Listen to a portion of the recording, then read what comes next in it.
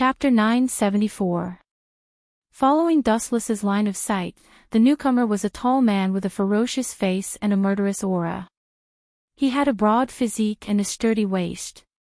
His strong body exuded explosive power, especially his zanpakuto, which was half the length of a person and was still stained with blood. Just a glance from this person would make you feel like your life was in danger.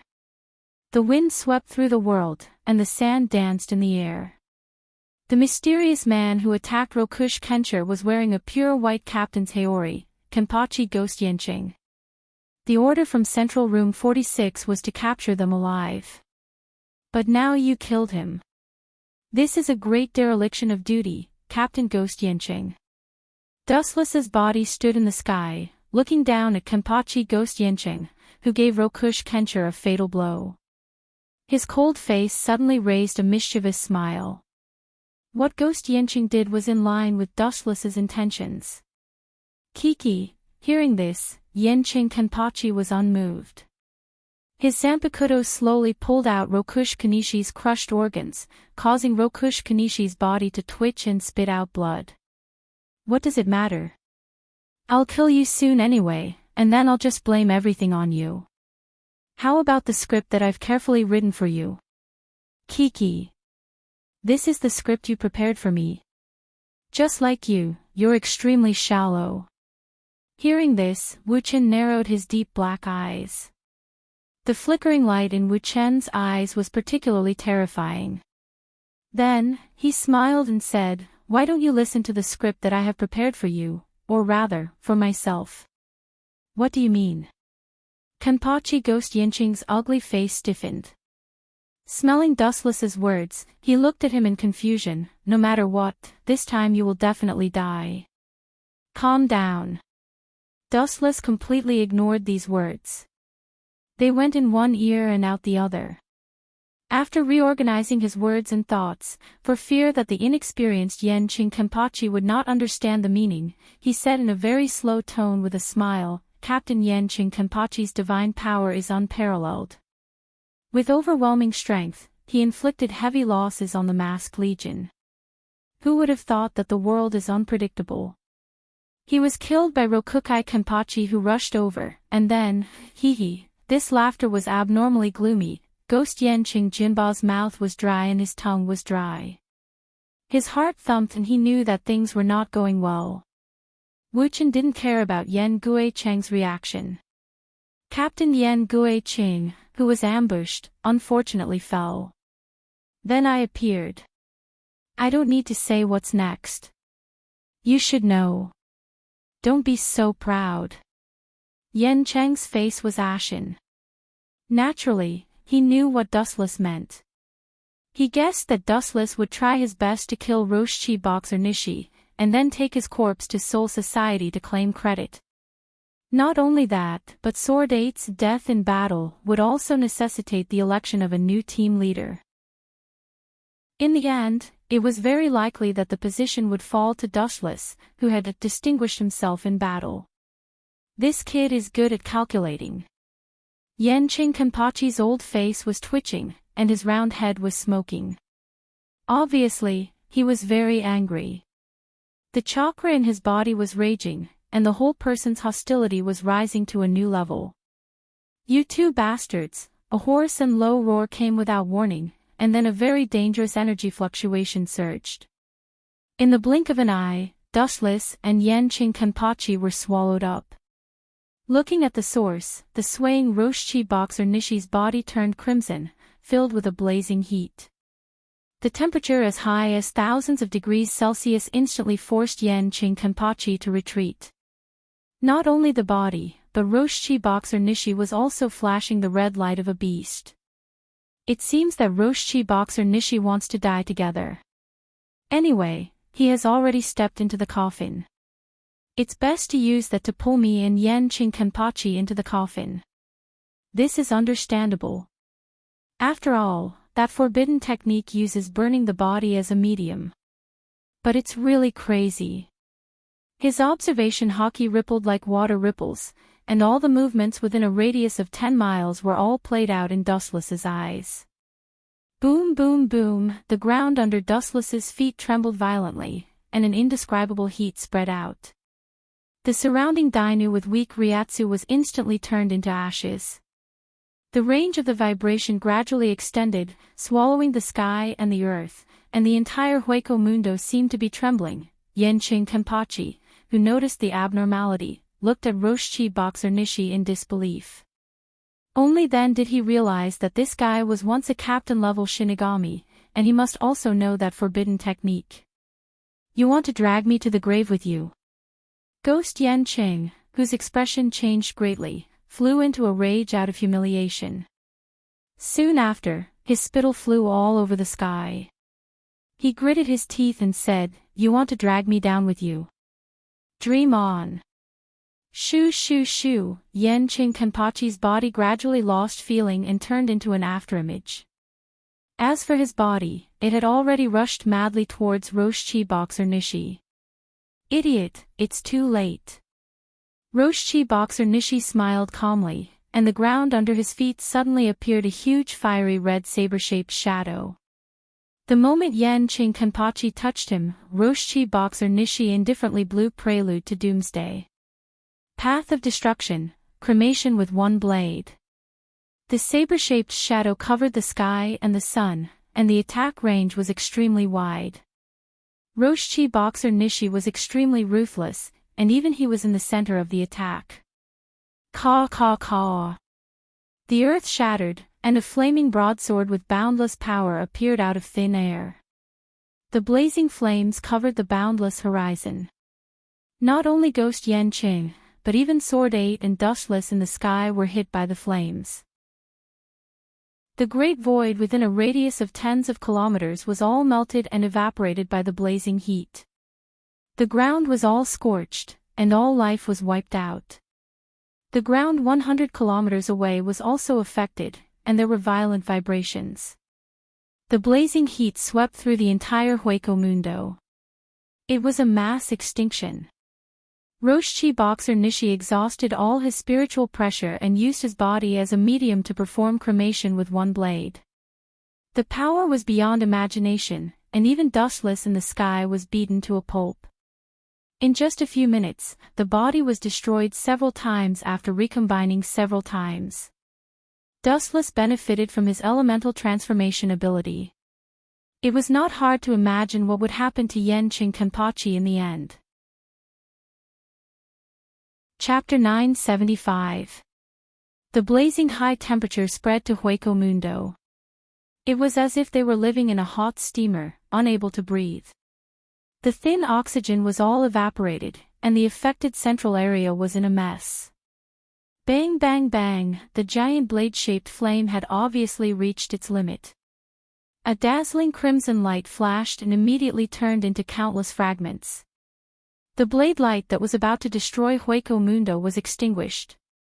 The greater voids in Hueco Mundo also barely regained their calm, and the shadow of the invisible guillotine above their heads also disappeared.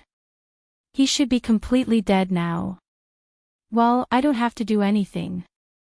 Dustless, who was floating in the sky, was still safe and sound.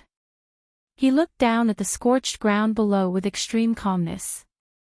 In a world without hockey, he was like a fish in water. Where's Ghost Yenching? His gaze fell on the ground below. There was only one corpse. It was Luce Kangxi. His body was black, and the stench of meat floated from his body from time to time. All his internal organs were burned, and he couldn't be more dead. The former captain of a generation fell into such a state. It was indeed a pity that the world was fickle. As for Ghost Yenching, there was no trace of him. Are you looking for me? A familiar voice sounded in his ears, and then a cold light swept from the side. Dustless was different from before. He felt that something was wrong with the blade light. This time, he didn't use his elemental transformation ability. Kamui. The blade light passed through Dustless's body, but he was safe and sound. At the critical moment, his body quickly blurred and dodged this fatal attack. Stained with blood. What is this? Bankai. Turning his head, Dustless stared at Ghost Yen Cheng's Zanpakuto attentively. Unlike before, the entire blade was bleeding blood red out of nowhere. When it landed on the ground, the originally white desert instantly became incomparably pitch black. It was similar to the aging power of Baelgang back then. That was close. If I didn't have enough time to use Bankai, I'm afraid I would have been killed by one sword cremation. Ghost Yen Cheng twisted his fat body and said with ease. At this time, his upper body was naked, and his skin was very dark. His body was also filled with a faint stench of meat. Although he used Bankai immediately and greatly weakened one sword cremation's attack, he was still slightly injured. Your ability is not bad. Looking carefully at the blood-stained Zanpakuto, Wu Chen nodded slightly, and his eyes lit up. He instantly understood something. It can even corrode photons. This is the first time I have seen such a mysterious Zanpakuto. When he used elementization just now, the photons that had yet to disperse were all corroded by the soul-assimilating blade wrapped in blood. Tsk tisk, Ghost Yen Cheng laughed arrogantly to cover up the shock in his heart. He thought in surprise, what the hell is going on with this kid? It's obviously just an ordinary attack, but he instantly understood the ability of my Zanpakuto. Anything that came into contact with the blood flowing from the tip of his blade, even if it was a photon, would be corroded. As long as it came into contact with the strange blood, it would instantly vanish into thin air. Dao Breaker 63, 6-Rod Light Prison. The chakra in his body surged as Ghost Yen Cheng's 8th blade pointed at Dustless. 6 huge light ribbons attacked from all directions. In the blink of an eye, Dustless was bound in place. It's over. Seeing this, Ghost Yen Cheng laughed and attacked with his terrifying blade. The purple light at the tip of the blade was pulsating with a demonic luster. This 6-rod light prison is much stronger than before. After using Bankai, my strength in all aspects has improved. Looking down at the huge light ribbons around his waist, Dustless lowered his head and thought. Last time, he just walked around and tore apart the 6-rod light prison with his powerful strength. Whoosh whoosh whoosh. The blood-red slash came head-on, and a trench was formed on the ground. The area covered by the red light was a mess, and it was a deadly threat. In a trance, Dustless seemed to see the black and white impermanence coming to take his life. There is such a heaven-defying Bankai. It can directly melt everything, even photons. Could it be that when I tried to use elementization just now, thinking of the experience that he had never had before, Dustless whispered. In fact, the purple-red blood was quite similar to Amaterasu, and the ability was quite similar. However, Amaterasu could not devour photons, but Ghost Yen Cheng could. Then his expression turned serious, and the eye power of Rinnegan overflowed, and a vast repulsive force suddenly appeared. Mahabharata. The repulsive force that was far more powerful than Super Shinra Tensei exploded. It was boundless, and it was aimed at Ghost Yen Cheng. In an instant, his entire body was annihilated. An unprecedentedly deep pit was formed on the ground. Ghost Yen Cheng's 8th sword disappeared into thin air along with his attack. This technique is undefeatable. A lightsaber appeared in his hand, and Dustless waved his hand to break the 6-rod light prison that bound his body. He immediately walked toward Ghost Yen Cheng, intending to give him the final fatal blow. Mahabharata was a technique that belonged exclusively to Dustless. Its meaning was quite simple, and its theory was the same as Amaterasu. Where the gaze was focused, there would be a repulsive force that was no weaker than Super Shinra Tensei. It was unguarded and had great destructive power. It's over, Captain Yen Cheng. Looking down at the pale Ghost Yen Cheng on the ground, Dustless said indifferently, you can go in peace.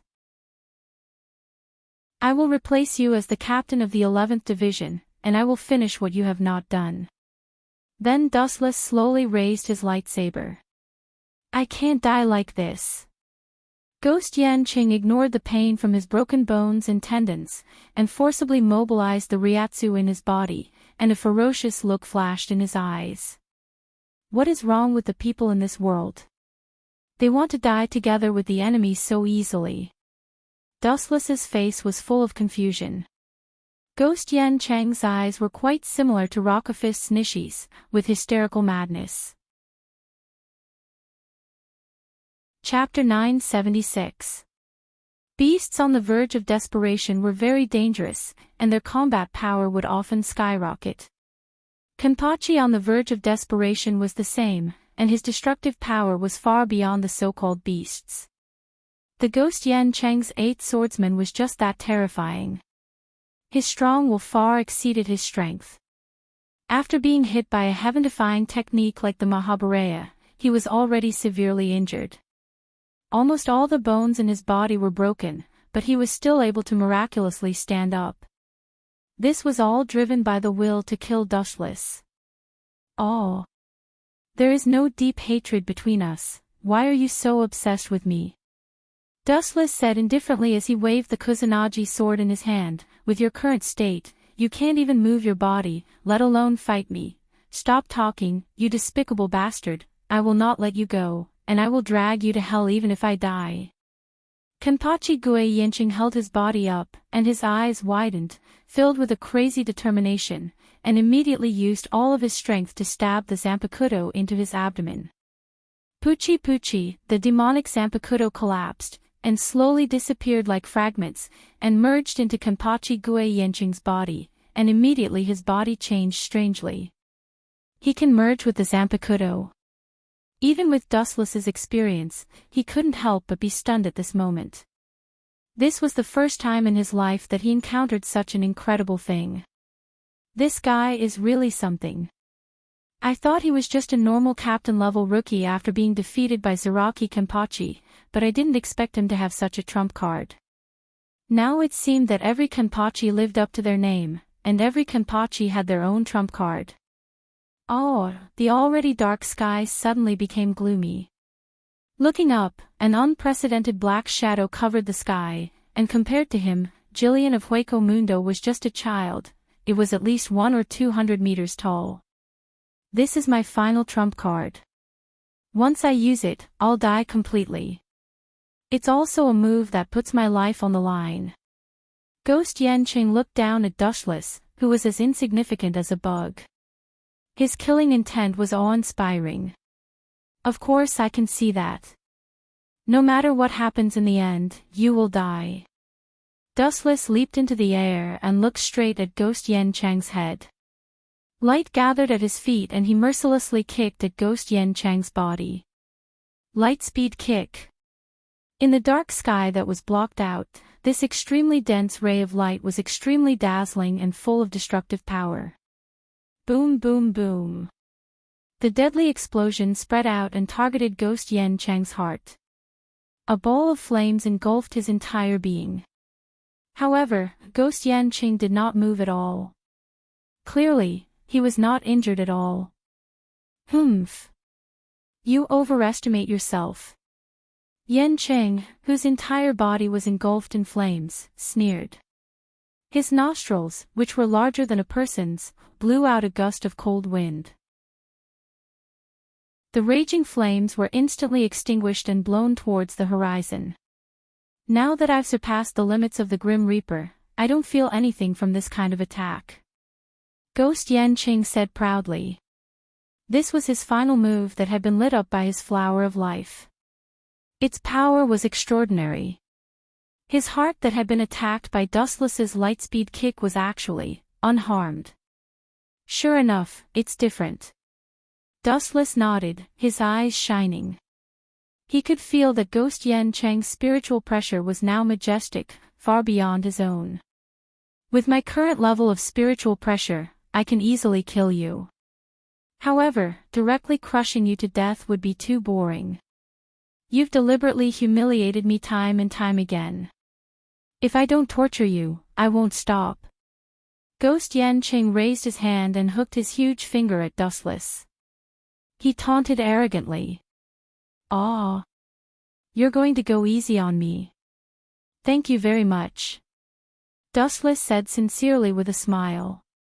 Immediately, the chakra in his body surged. Seeing this, the chatterbox Enchanting Jinba's unwilling voice rang out again. Only Tao Breaker above number 90 can hurt me. But you're just a vice captain. Ha! At this point, his unbridled laughter resounded through the sky with endless mockery and ridicule. Since the establishment of Soul Society, no vice captain had been able to use Tao Breaker above number 90. Is that so? You saved me a lot of effort. Thank you for your reminder, Captain Ghost Enchanting. Hearing Ghost Enchanting's mockery, Dustless turned a deaf ear and thanked him seriously. At the same time, Dustless's right thumb suddenly pointed at the void, the corner of his mouth raised slightly. That delicate and slender thumb contained some kind of mysterious energy. The howling cold wind in Hueco Mundo stopped instantly. Space and time seemed to have stopped forever. This huge change naturally did not escape Ghost Enchanting's eyes.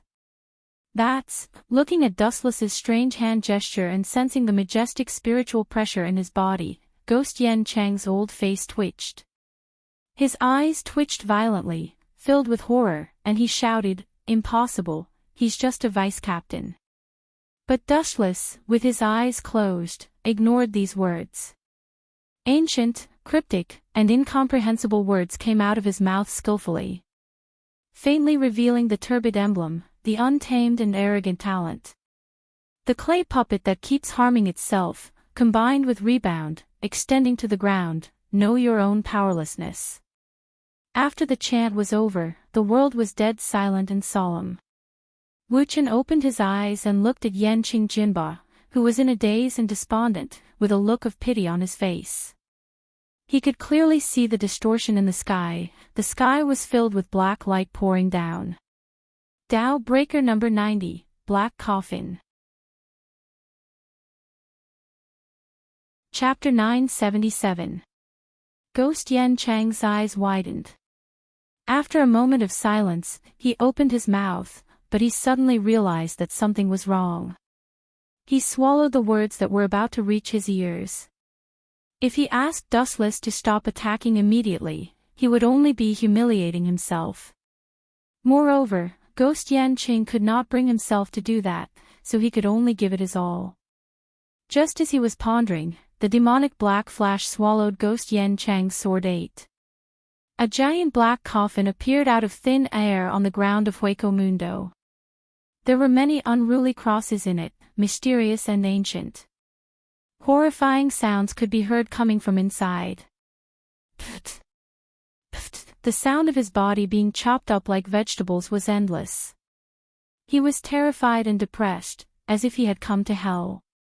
The surrounding great voids who heard the news and came over, all turned and ran when they heard this soul-piercing scream. Bastard, I won't let you go. When I come out, I'll tear you to pieces and grind your bones to dust. From the inside of the coffin came a roar filled with hatred, as well as a deep and vile killing intent. Not only did the miserable howls not stop because of the appearance of the black coffin, but because of Dustless's cold treatment, it caused Ghost Enchanting to hate him even more. Dustless remained calm. There were countless people who hated him. It did not matter if there was one more or one less. It did not matter. After all, Ghost Enchanting would be separated by life and death soon.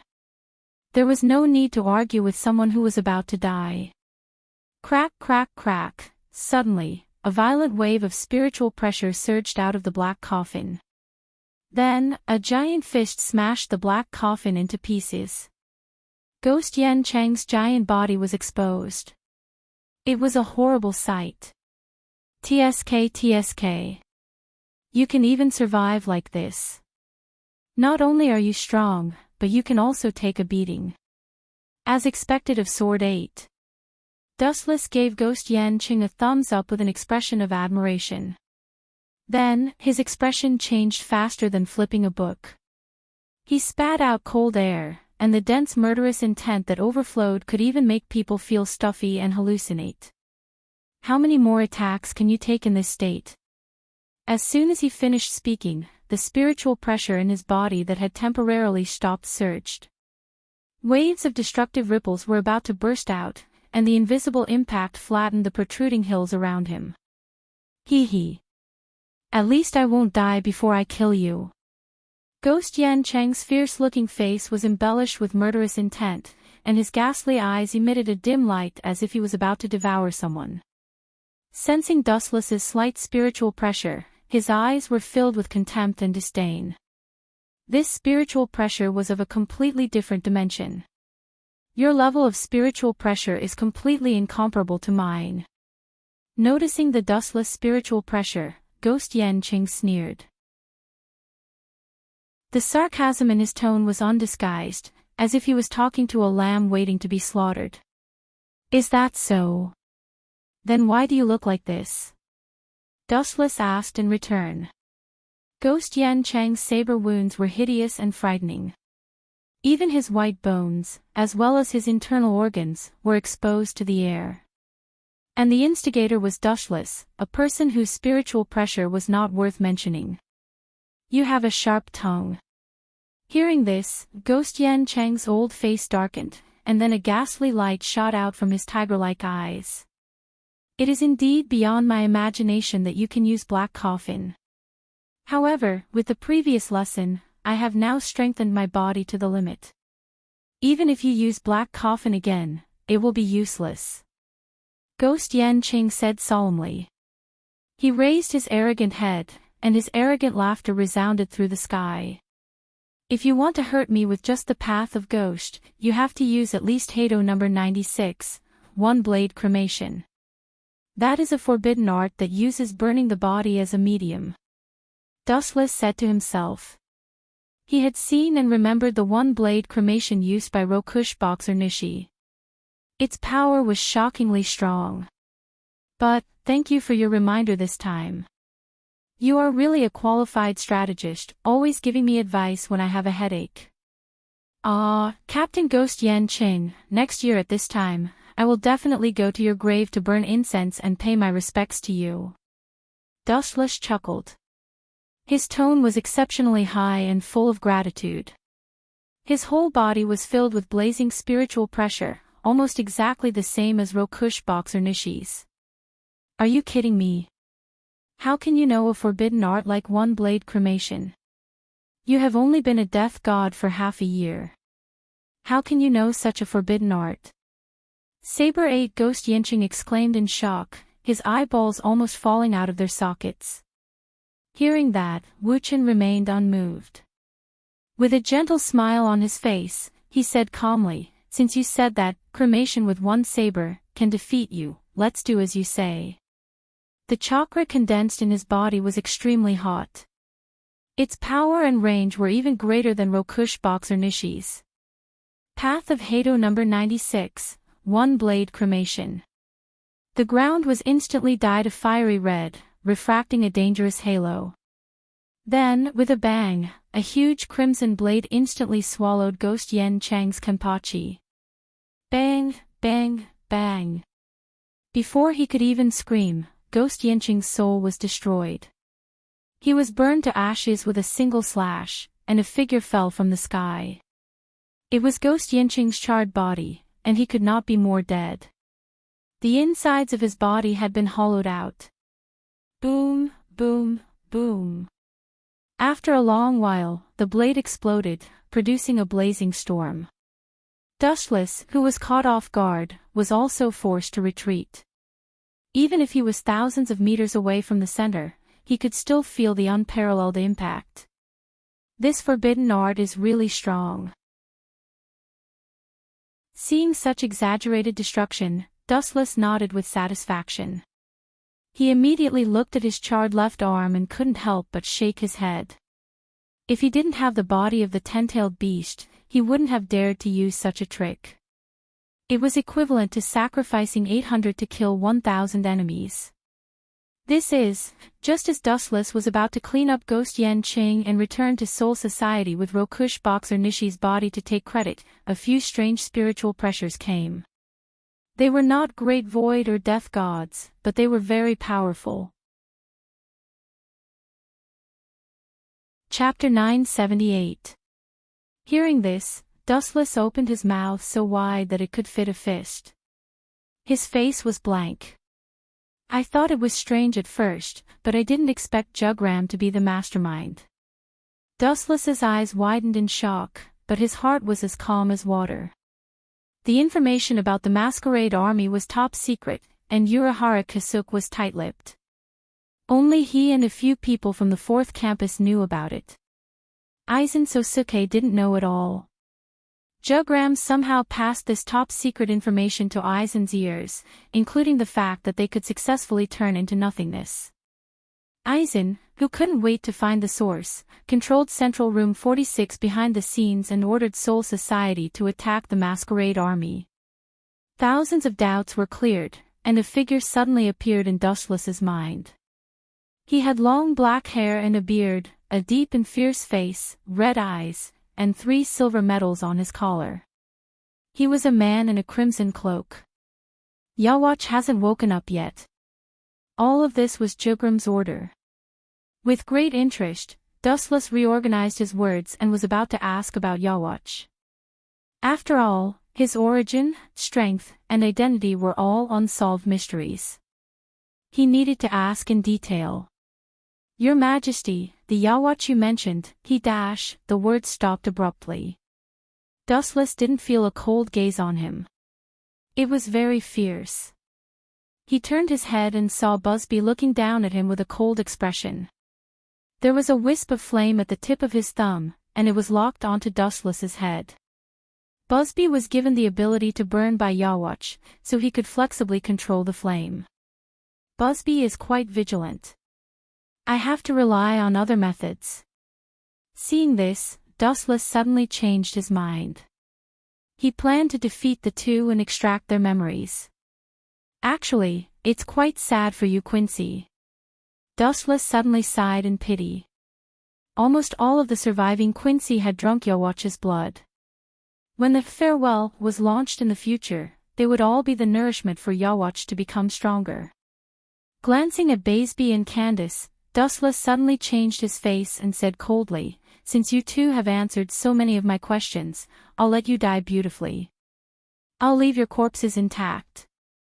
As soon as he said that, Busby snorted. The Grim Reaper relies on spiritual pressure to fight. You think you can kill us with your spiritual pressure?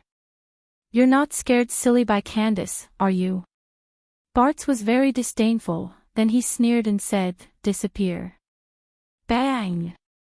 The flaming bullet condensed by his thumb shot out and easily pierced through Dustless's head. Unable to withstand a single blow. Busby curled his mouth in disdain when he saw this. He turned around and left with a frivolous expression. His back appeared exceptionally free and easy. What's wrong with this guy? Watch out for Busby. As soon as he took 2 steps forward, Candace's ear-piercing voice came with astonishment and shock. Hearing this, Busby retracted his foot and turned around in confusion. He's just an ant that's spouting nonsense and only knows how to clamor. What's so good about him? Bang! The first thing he saw when he turned his head was a golden calf. Busby didn't even see the sneak attacker's figure clearly before he was sent flying by the explosive little foot. Boom! Boom! Boom! Caught off guard, Busby was instantly heavily injured and spat out a mouthful of blood. He couldn't resist the powerful force and could only go with the flow and resign himself to fate. He looked at his chest in disbelief. The skin there was permanently necrotic, and there were also sunken footprints. Bastard, you dare to lie to me. Candace flew into a rage out of humiliation. High-density lightning flashed all over her body, and she glared at the indifferent Dustless. This is outrageous. How dare you trick me? And you even acted so well. Thinking of how she foolishly revealed the secret of Quincy to Dustless, Candace flew into a rage. Her delicate body trembled, and the 2 majestic peaks in front of her chest swayed back and forth, dazzling the eyes. She swallowed her saliva. "I do need to thank you," Dustless said sincerely. If it weren't for Candace telling him everything, he would still be in the dark. But now we're even. With your posture full of flaws, I can kill you dozens of times. His calm tone was like an ancient well as he recounted a trivial matter. "You mean, you're very fast?" Candace sneered, and a large number of spiritual particles condensed under her feet in an instant. Dustless didn't answer but just looked at her indifferently. Obviously, that was what he meant. Arrogant, Philian kick. Candace suddenly disappeared from his sight, and her breath disappeared without a trace. Dustless's pupils dilated as he looked for traces of Candace. Dustless looked around for a long time, but still failed to find any trace of Candace. He shook his head and gave up. "Boy, what do you mean?" After a while, a puzzled voice came from behind. Dustless was slightly startled and immediately turned his head. Candace was very close, only a thumb's length away from Dustless's face. Dustless could smell her elegant body fragrance with a light sniff. Candace could have launched a sneak attack, but her deep doubts made her hold back the once-in-a-lifetime opportunity. There was no other reason than Dustless's reaction was too unusual. She didn't hide her breath, and even a beginner death god could detect her presence. However, Dustless looked like he didn't know anything. It was hard to imagine that he could severely injure Dustless just now. There was a world of difference between his reaction before and after. Now, Dustless was like a rookie. There's nothing strange about it. Dustless's clear eyes saw through Candace's thoughts. He said indifferently, "Because there's no need. Any of your attacks are useless. No matter what kind of tricks you use, they won't work on me. I don't need to feel your trace. Just come at me if you can. I'm standing right here. Anyway, you can't hit me." This truth was like a thorn that stabbed Candace's self-esteem. "I'm standing right here. Anyway, you can't hit me." How arrogant. He didn't take her and Dustless seriously at all. Chapter 979. Candace was furious and rubbed her eyes. Dustless was still bowing and groveling just a moment ago, but in the blink of an eye, he had become so arrogant. She couldn't get used to the difference between before and after. "If you're not going to do it, I'm going to." A cold voice rang in her ears. Then, Dustless's body turned tangible and intangible, and he disappeared without a trace. So fast. Seeing this, Candace was greatly alarmed. She could see a straight beam of light shooting towards Busby's direction. Candace's ability was thunder. Not only did she have the speed of lightning, but she also had the power of lightning. Dustless had instead aroused her competitive spirit. Paw paw paw. Dazzling lightning jumped all over her body, and she turned into a silver light that rushed toward Dustless. Holy annihilation arrow. The lightning pierced through Dustless, but its effect was minimal. It couldn't hurt Dustless at all. What made Candace angry was that Dustless didn't even look at her from the beginning to the end. He completely ignored her as if she was a nobody. "You bastard, I'll kill you." Busby's face twisted ferociously. A huge blazing flame condensed on his finger. Burning finger too. Bang! The flame dragon was extremely ferocious. It instantly shattered Dustless. Different from before, the burning finger this time was obviously several times stronger. When the flame destroyed Dustless, it also produced an extremely strong flame explosion that dissipated all the photons on Dustless's body. The fingernail-sized flame was extremely powerful. The tyrannical destruction it produced was definitely not inferior to Dow Breaker number 90. Strange. What's wrong with this group of Quinites? The soaring flame was extremely hot. The flame explosion revolved around Dustless's body, but it was obviously different from the elemental transformation just now. His whole body turned intangible. Dustless didn't hesitate to use divine might. The extraordinary flame could even burn photons. Something doesn't seem right. It seems like there are quite a few people in this world who can hit my elemental form. Could it be that my elemental form also changed when I changed into my soul state? Dustless muttered to himself, completely ignoring the flames around him. First, there was Yanqing Kenpachi, and then there was Busby. It was too much of a coincidence. Even Candace had more or less played a role, but it was not as effective as Busby's. Ghost Yan Chang's Kenpachi can touch elementization because of Zanpakuto's ability. But these two quinces don't understand hockey, or elementization doesn't work on quinces. Dustless tried to figure it out, but he couldn't figure it out for a long time. Soon after, he felt relieved. Even if his elemental transformation really failed, it still couldn't make up for the gap between them. Moreover, he wasn't someone who relied on elemental transformation, not to mention he still had God's might.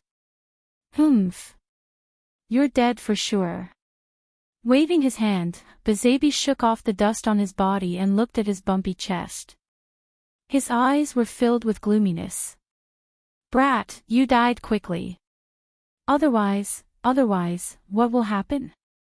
A gust of cold air blew by his ear, and Bazabi was shocked. He turned his head reflexively and saw that Dustless was unscathed, and he was holding a golden greatsword in his hand. Bazabi's expression turned serious as he sensed the murderous intent boiling all over Dustless's body. His right foot suddenly stomped on the ground, and his unique domain spread out. Armor shell calming armor. A circular protective shield with lines spread out, forming an absolute domain. Anyone who tried to get close to Bazabi would be eroded. What's the use of this thing? With contempt in his eyes, Dustless grabbed the line defense in front of him with one hand. Its effect was similar to Shinra Tensei. Idiot, you dare to grab the armor shell calming armor with your hand. This is completely different from ordinary armor shell calming armor. Not only can it defend against the enemy, but it can also erode the enemy. Bazabi sneered in his heart. He was speechless at Dustless's ignorance and stupidity. Pfft. A crisp sound was heard, and Bazabi was stunned. He looked at Dustless, and his mocking smile stopped. Looking at Dustless who had invaded the armor shell calming armor, unscathed, Bazabi's eyes became extremely dim as if his soul had been sucked away. His hand. How did he do that? Candace looked at Dustless's big black hand and said in disbelief.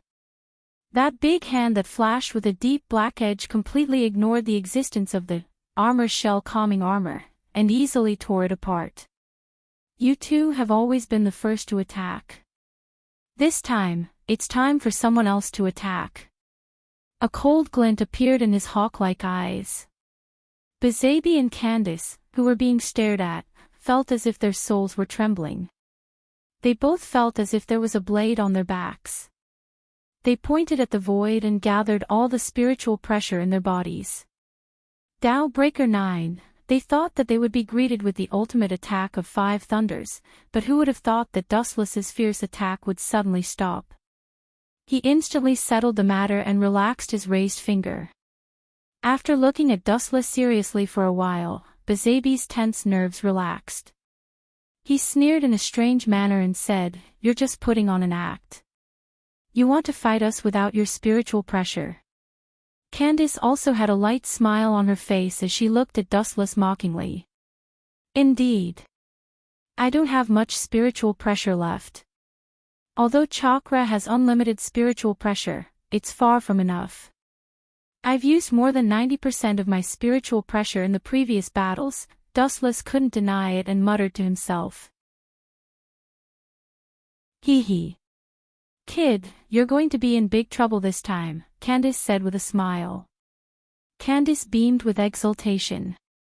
She rolled up her sleeves, intending to teach Wuchen a lesson with an arrogant face. I'm going to be in big trouble, but I'm not the one who needs to worry. Dustless nodded in agreement. Another mysterious energy surged in his body. You're the ones who are going to be in big trouble. I've only been a Shinigami trainee for more than half a year. I don't even have a Zanpakuto yet. In fact, I'm better at chakra. Shinigami was Dustless's secondary profession. Ninja was his main profession. Compared to the former, Dustless was better at the latter. Chapter 980. Hearing this, the two of them looked at each other. Their first reaction was to think that this was nonsense. Bring it on. Noticing that Dustless's spiritual pressure had decreased, Busby was full of confidence. He hooked his finger at Dustless provocatively. Since you want to die so much, I'll grant you your wish. His deep pupils changed rapidly. The chakra in Dustless's body surged. Compared to the weak spiritual pressure, it was on a completely different level. It was vast and boundless. What a terrifying gaze. What kind of eyes are those? Busby's proud expression froze and became slightly gloomy. Dustless's eyes turned into blood-red pentagrams. Being stared at, Busby trembled uncontrollably. His hair stood on end, and cold sweat poured down. Bastard, I'm actually afraid of a death god without spiritual pressure. As if he had been humiliated, Busby cursed in his heart. The murderous intent in his eyes deepened. His body was like a black hole that gathered a large amount of spiritual droplets. It was boundless. The death god needed time to accumulate spiritual pressure, while the void needed to devour. The annihilator only needed to collect the spiritual droplets in the air. It went without saying who had the advantage. The spiritual droplets had reached a bottleneck. Busby's back was burning with flames like a god of fire. He pointed his finger at Dustless and was about to launch his strongest attack to destroy Dustless. Suddenly, a heart-wrenching pain came from his right hand that he was proud of. He saw a strange black flame burning on it. Heavenly reflection. As Dustless's voice fell, the originally weak flame became 100 times bigger and extended rapidly, trying to pull Busby into the flame. It hurts. Pain appeared on Busby's face. He even fell to the ground and rolled because of the excessive pain. He tried everything to extinguish the flame, but the effect was minimal. Even the things that touched the black flame were instantly ignited. Don't touch Busby. I'll help you. Hearing Busby's scream, Candace's gem-like green pupils flashed with pity. Although she was cruel to her enemies, they were still on the same side. The white and tender lotus arms condensed electric light. Just as she was about to reach out to help Busby, Dustless's indifferent voice sounded. No one can extinguish Amaterasu. Other than me, anyone who touches it will be affected. Dustless's words stopped Candace in her tracks. He said coldly, you have to pay the price for everything you do. After attacking me, you want to leave unscathed. There's nothing so cheap in this world. As long as I kill you, this black flame will extinguish itself. However, Candace didn't appreciate his kindness. Her murderous aura surged. Her hands absorbed a large amount of high-density spirit particles, and a shining longbow appeared in her hands. Several sharp arrows were shot out of the bowstring towards Dustless. A deathbed struggle. Dustless raised his eyebrows and immediately reacted. He gathered a large amount of light with one hand and glanced at the incoming arrow, then threw it out. Yasukani no Magatama. There were tens of thousands of flashing arrows, far more than the transparent ones. Bang bang bang, under the intensive number of attacks, Candace's spirit bow collapsed in an instant, and it was difficult to splash ripples and attract Dustless's attention. Whoosh! Although her first attack failed, Candace didn't give up. Instead, she launched an even fiercer attack. Lightning crackled in her jade-like hands, and the light was so dazzling that one couldn't look at it directly. It could easily burn one's eyes. Thunder explosion. The light sword, which was completely compressed by lightning, swooped down, leaving an afterimage in the void. It was about to shoot out of Dustless's eyebrows when another change occurred. Boom! The big black hand suddenly grabbed it and subdued it. How long are you going to play with this kind of child's play? The big hand covered with armament hockey grabbed the thunder and immediately clenched into a fist, and like a mirror, it shattered and turned into thousands of fireflies. You bastard! Seeing this, Candace didn't despair. Instead, Wu Chen's contempt aroused her competitive spirit. She turned into a bolt of lightning and dashed out. The movement trajectory was quite similar to that of Enel. Paw paw paw. The abnormality in the sky attracted Dustless's attention. The unscrupulous lightning danced freely in the sky. It was very arrogant, and the density was high and the scope was large. Whoosh! A black shadow swept up out of thin air, and the thunder seemed to have met a loved one, and all of them condensed in the hands of this person. The ability to control lightning is very rare. Dustless commented, his face unchanged. You, humph. Seeing this, Candace's beautiful eyes spat fire. This was one of her strongest moves, but Dustless was so calm. It was obvious that he was half-hearted. She clenched her slender fingers, and the arrogant lightning immediately condensed in her palm. She said hatefully, "Go to hell." Electrocution. The huge thunder blade composed entirely of lightning fell, and Candace's anger slashed towards Dustless, and Hueco Mundo, which was born in the dark environment, was as bright as day. Turning thunder into a blade to attack, compared with before, the power has increased by more than a little. Dustless was about to be dismembered, but he was unmoved. He looked at Candace with a faint sympathy in his eyes. There was no doubt that this was a very powerful ability, but Yhwach's subordinates were not short of monsters. Whether it was the head of the knights, Jugram, or Yhwach's personal guards, their abilities were unheard of. People like Candace were destined to be abandoned in the end. Looking up at Candace in the void and the falling thunder blade, Dustless's expression gradually became cold, and chakra, full of vitality, danced in his body. Then red logs fell from the sky. There were so many of them that they couldn't be seen clearly. They only knew that there were a lot of them. Spiritual method, Bright God Gate. Chapter 981. The dark sky attracted everyone's attention. Busby looked up at the sky, staring at the mahogany in the sky. He clenched his fists, and his eyes finally fell on his arm that was being baked by the black fire. His hesitation was replaced by determination. Poochie! A cold light flashed, and Busby cut off his arm without hesitation. He glared at Dustless fiercely and disappeared. Bastard, that kid didn't abandon me and run away, did he? Candace, who had been paying attention to Busby's movements, said angrily. Caw caw caw. The redwood fell extremely fast. To some extent, lightning restrained the wood attribute, but the immortal technique, Bright God Gate, was not an ordinary technique. It was so powerful that it could temporarily suppress the jubi. Caw caw. Caw caw.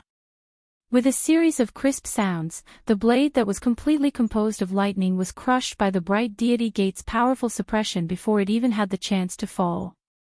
The most shocking thing was that this red divine wood could absorb spiritual energy and swallow the remaining lightning blade until it turned into nothingness. Damn, where did this kid come from? Candace's pretty face collapsed, and she couldn't help but curse.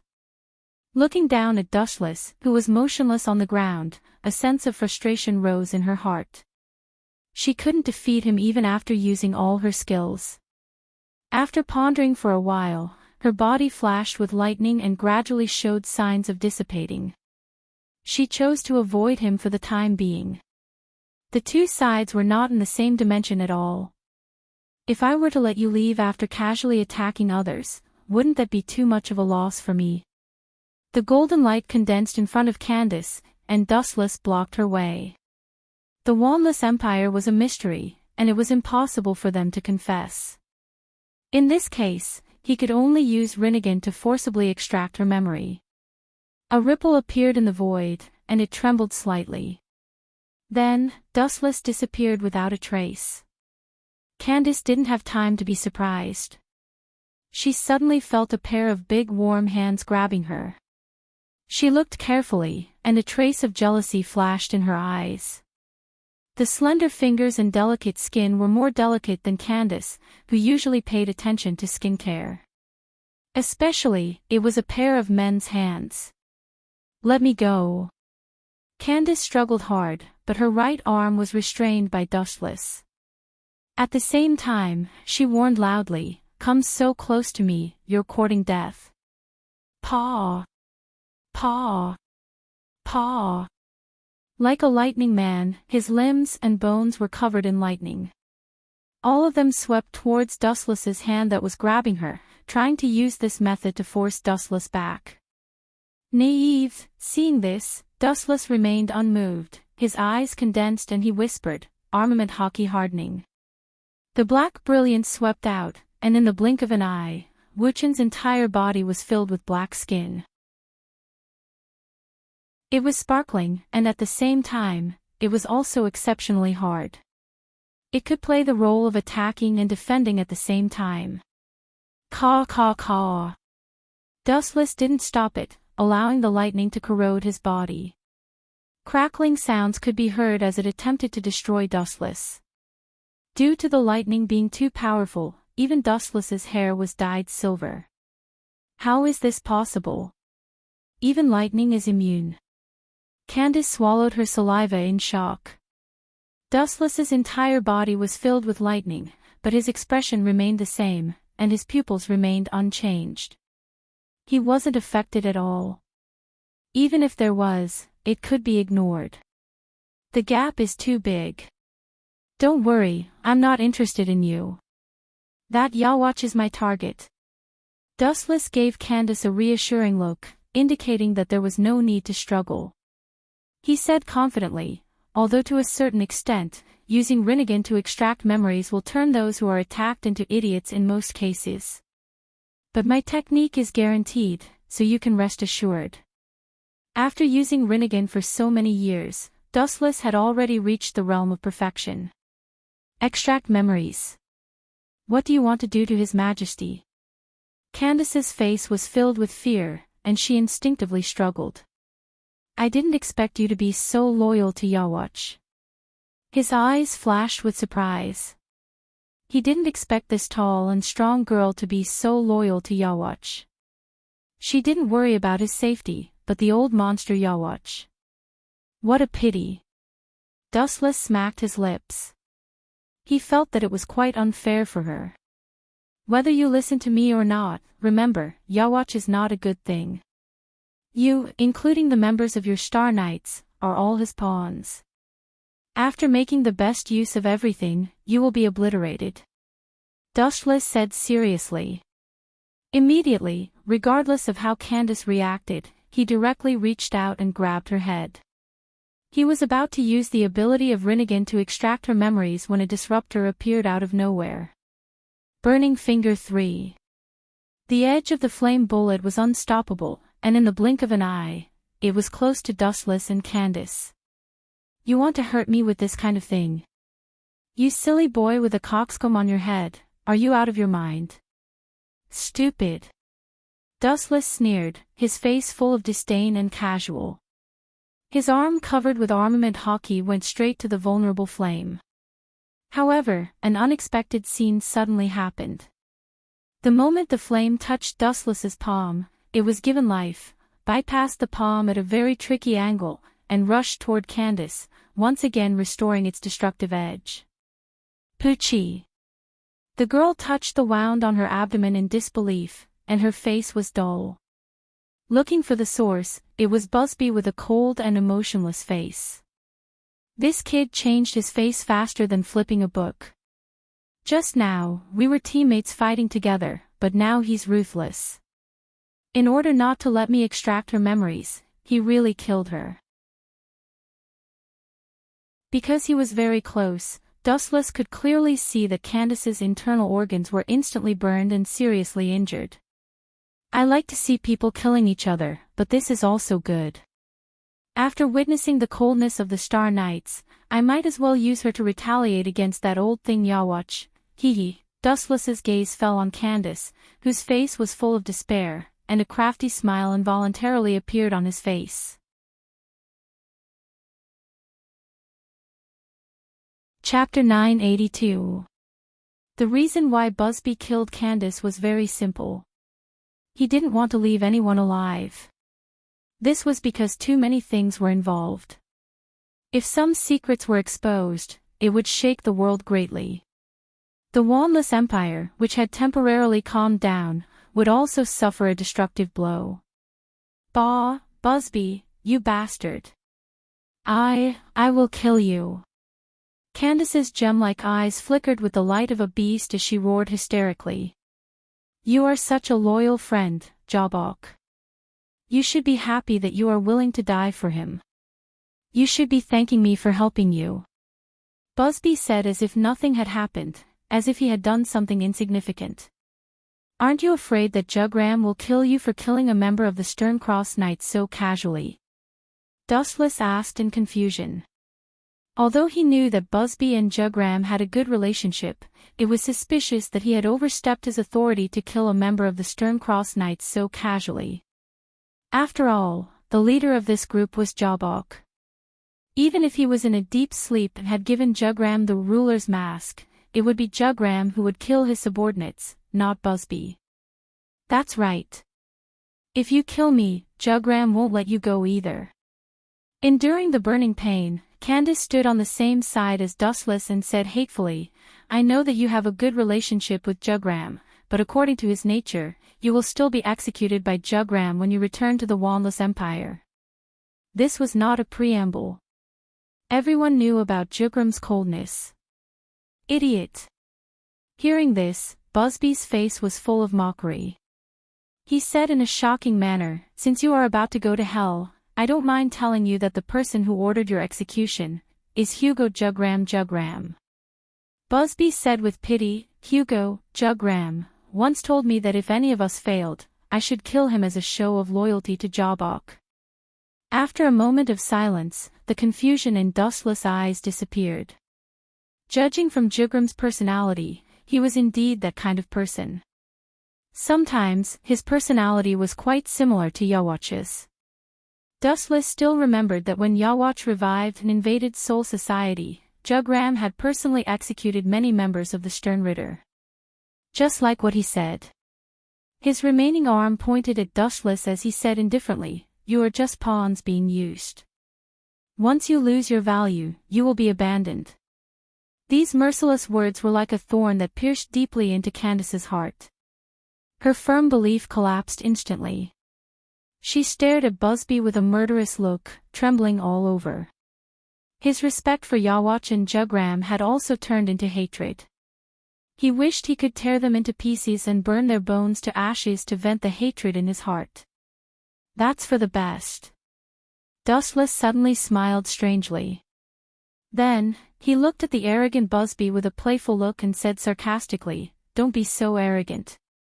You are no exception. You are also pawns being used by Yawatch. Hearing this, Busby's face turned gloomy. He did not need Dustless to explain. He knew what was going on. The game is over. Please go to hell. A golden flash whizzed over. It was so bright that he could not open his eyes. So fast. Even so, in a flash, Busby still saw Dustless's face. Whoosh! Busby had also learned a series of lessons from before. He was no longer as arrogant as before. He sensibly distanced himself from Dustless. Still want to run. How boring. Shaking his head, Dustless chased after Busby again. Idiot, you don't even know that you have been tricked. Did you think that I went to find reinforcements? How naive. Seeing Dustless rushing over, Busby's eyes shone. Cunning intent surged in the depths of his eyes. All the data on his body started to increase without limit. A quincy pentagram appeared above his head, and a pair of long stick-shaped wings appeared on his back. This shocking change naturally attracted Dustless's attention. Busby's spiritual pressure, speed, strength, and even height increased strangely. That's Quincy's perfect holy body. Candace shouted with all her strength. I know. Glancing indifferently at Candace, who was bleeding non-stop, Dustless really didn't know where he got his strength from. He reckoned that the reason he could hold on until now was because he wanted to see Busby get beaten up by Dustless to vent his anger. Scorching hell. His 5 fingers emitted extreme heat at the same time, forming a spiral shape and swallowing Dustless. Even the void along the way was scorched to the point of distortion due to its great power. Farewell, Busby said coldly. He was full of confidence. This was his strongest move. You are right. It is indeed farewell. There was a ripple in the void. Then, a huge spiral-shaped sword appeared and fell into Wu Chen's hand. This strange sword was emitting a strange red light. It was deciphering the basic structure of this world, as if it was making the final preparations to destroy this planet. It is a blessing of 3 lifetimes to be able to die under good separation sword. This special treatment is given to you because you are my spy. You should be grateful to me. Dustless said with an expression as if this was how it should be, completely ignoring the bulging veins on Busby's forehead. In his eyes, Busby was a dead man. There was no need to argue with a dead man. Whoosh! Staring at the fire dragon that wanted to devour him, Dustless moved with the momentum. He swept out his good separation sword, and a huge red light swept out from the tip of the good separation sword. The incomparably arrogant 5 flames instantly dissipated into thin air. After shattering them, they flew straight towards the dumbfounded Busby. Chapter 983. Dustless had made up his mind to kill Busby, so there was no way he would go easy on him. The sword energy was extremely fast, and it was already too late when Busby noticed it. Outer blood calming armor. Busby resisted with all his might under the shadow of death that he had never experienced before. He counterattacked with all his might, and a pattern domain that was dozens of times larger than the previous one spread out. Crack! The defense that he had high hopes for collapsed instantly. The good parting sword was unstoppable, and it easily tore through the defense of the outer blood calming armor. Are you kidding me? It's that easy. Busby's eyes widened as he faced the incoming red light. His soul trembled, and he felt a chill all over his body. The sharpness of this attack was enough to shatter the entire world. Whoosh whoosh whoosh. Without thinking, Busby ran away at full speed, even forgetting the humiliation that Dustless had brought him. Where there was life, there was hope. It wouldn't be too late to take revenge on Dustless in the future. This Grim Reaper who was wearing an ordinary Grim Reaper outfit was too strong. Run slowly. It's useless even if you run to the ends of the earth. Glancing at Busby who was running wildly, Dustless slowly landed on the ground. He lifted his head to see the red light following Busby. It seemed to have an automatic navigation system.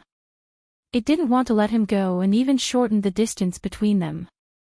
Candace, who felt the ground tremble slightly, tried to open her eyes, revealing her gem-like pupils. She struggled to move her gaze, and just as she was about to see who it was, she heard a voice that sounded a little disdainful. It must be painful to be killed by a trusted companion, right? Dustless walked over and rubbed salt on her wounds. Her internal organs were already destroyed, and even a god couldn't save her. Are you here to mock me? Even though she was on the verge of death, the hot-tempered Candace still couldn't help but talk back.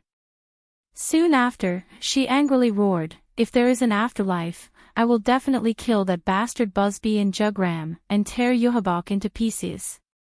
She had been loyal to Wanless Empire for hundreds of years, and in the end, she was abandoned and killed by her own people. How could she not be angry? How about we make a deal? After a moment of silence, Dustless said something shocking. His calm tone was extremely serious, and he obviously wasn't joking. I can help you recover to your original state. However, as a condition, you have to provide me with information on Wandenrake and Habak. Jugram is even more dangerous than Sosuke Aizen. Let me recover. Do you think you're Yawatch? After being stunned for a moment, Candace took it as a joke and said, even Yawatch, who prides himself as a god, can't come back to life after being killed, let alone you. He instinctively thought that this was a lie. Poochie. As the cloth was torn apart, Candace suddenly felt that her body was extremely cold. She reflexively looked at Dustless. Bastard, I'm going to kill you. How dare you tear my clothes? Candace was ashamed and angry at the same time. Her clothes were torn apart by Dustless, and her pair of snow-white huge breasts were exposed to the air. She felt cold all over. Yawatch can't do it, but that doesn't mean I can't. Compared to me, his so-called god is just a mortal. Dustless stared at Candace's huge breasts without any scruples. His fingertips flashed, and he said, how about it? Agree to my condition and I'll bring you back to life immediately. If you refuse, I'll give you complete freedom. Boom boom boom. At the same time, a dull explosion shook Hueco Mundo, and a fiery red aftershock rushed out. The sword energy of the good separation sword finally destroyed the escaping Baseby, just as Dustless expected. The Ryatsu disappeared without a trace. Think about Yawatch's coldness, think about Baseby's ruthlessness, think about Jugram's heartlessness, think about, let them live freely in this world safe and sound. Are you willing? Dustless's eyes glowed red as he tempted her. Baseby. Didn't you just kill him? The sudden words made Dustless feel awkward, but his face was as thick as a city wall.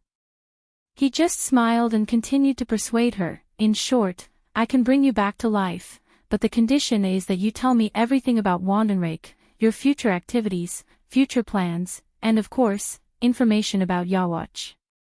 This kind of small injury would kill anyone else, but in Dustless's eyes, it was just a small matter. Not to mention some heaven-defying ninjutsu, after he awakened the glint fruit, he could regenerate broken limbs, and it wouldn't be difficult for him to remodel someone's internal organs. No problem, if you fail, I'll take it that you've tricked me again. Clenching her fists, Candace thought of Yawatch and Jugram, and said resolutely. She couldn't die like this, and she still had to take revenge on Wandenrake. As you wish. Hearing this, Dustless breathed a sigh of relief, and put his right hand on Candace's chest. The warm and soft touch made Dustless excited, and he couldn't help but sneak a few touches. You better watch yourself. Candace's delicate face was red, and she warned him while gnashing her teeth. That's necessary before the treatment. I need to detect the degree of damage to your body before I can treat it properly. Dustless's face twitched, and he casually found an excuse. Humph. How is this possible? You can really do it. Candace was about to scold Dustless, but her burned chest suddenly became warm and comfortable, and the burned and necrotic skin healed at a speed visible to the naked eye. I've said it before, compared to me, Yawatch turned from a god to a mortal. Dustless smiled confidently, and his right arm bloomed with a dazzling golden light, full of vitality, and looked very sacred, repairing and recreating brand new internal organs. The heart that had originally disappeared slowly reappeared, and it was beating with a thump thump thump. Chapter 984. Miracles continued to happen. In just a few minutes, Candace, who was half a step away from the gates of hell, was pulled back by Dustless. She sat there in a daze. Her breasts were exposed to the air, but they were covered by a random piece of cloth. Candace wanted to rob Dustless of his clothes, but he refused with the ridiculous reason that he was afraid of the cold. This body, tsk, Wu Chen's eyes were sparkling and shifty. Out of the corner of his eyes, Wu Chen could not take his eyes off Candace. Candace, who was wearing revealing clothes, was pulling his mind. When did I fall so low? Dustless couldn't help but sigh as he thought of himself. When a person was strong enough, his desires would also be stronger. Now that you've been resurrected, tell me about Yawatch's deeds in exchange. Dustless shook his head and threw away the dirty thoughts in his mind. In Soul Society, Yawatch was a forbidden existence. All information about him had been erased. No problem, but what I know is just bits and pieces. Candace was very embarrassed. Although Dustless had resurrected her, he could only provide her with some insignificant and harmless information. His Majesty. Oh, no, that bastard. Candace was furious when she thought of Yawatch. Although it was Busby who killed her, she could see clearly what kind of people Yawatch and Jugram were. Yawatch is currently in a deep slumber. No one in the Starcross Knights knows where his true body is. Judging from his character, even Jugram, his trusted aide, might not know. Candace shrugged and said helplessly. Jugram was now equivalent to the second king of Wanless Empire. Even he didn't know where Yawatch's true body was, let alone Candace, whose role was equivalent to cannon fodder. I've heard that Jugram has been following Yawatch since 1,000 years ago. At that time, his position was very high, and he was the second most important person in Wanless Empire. And for some reason, when Yawatch was in a deep sleep, he would exchange power with Jugram. Candace told him everything she knew. She hated Yawatch to the core. That's strange. If I remember correctly, Jugram's ability is balance. Why would Yolanda need balance? Dustless asked curiously. He was very curious about this mysterious figure, Yawatch. This time, it was Candace's turn to be surprised. She looked at Dustless in disbelief. Even the people of Wanless Empire might not know what Jugram's ability was, but a Grim Reaper like Dustless knew about it. How could Candace not be surprised? Forget it, it's none of my business. After casually tidying up her clothes, Candace turned around and was about to leave. Hey. I didn't give you permission to leave. Who allowed you to leave? Dustless frowned and said unhappily. Candace furrowed her brows and said frankly, I've told you everything I know about Yawatch, which means I've fulfilled our agreement. So, I have to leave. Hearing this, Dustless chuckled and said teasingly, what if I say no? In this world where the strong prey on the weak, the words of those with bigger fists are imperial edicts. Just like Yawatch, I'm ordering you to stop now. I have something I need you to do. Dustless said mercilessly. Because his fists were bigger and he was stronger, he could ignore Candace's feelings. Ordering me. I'm not your subordinate, so I won't keep you company. Candace's resolute tone left no room for negotiation. You don't seem to understand one thing. If I'm not wrong, you should be planning to leave Wanless Empire. But the only thing waiting for you is death. His words were far more effective than real swords and spears, and Candace stopped moving. What do you mean? She turned her head and glared at Dustless, clenching her fists. I killed Busby, and you know his relationship with Jugram.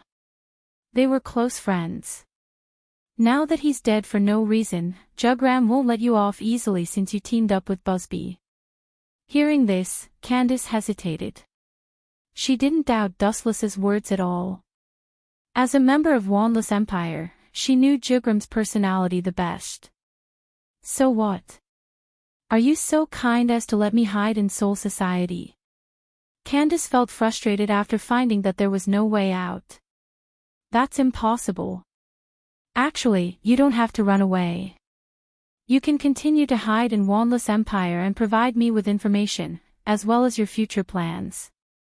Dustless said seriously. However, as soon as he finished speaking, Candace fiercely attacked him. You Grim Reapers really aren't good people. You want me to go back to Wanless Empire? How are you going to explain Busby's death? You're sending me to the lion's den. She could go back to Wanless Empire, but she had to explain Busby's death and the details. That's simple. I've already thought about it for you. Just tell me the truth. Dustless said calmly. His tone was always calm as he added, just tell me the truth.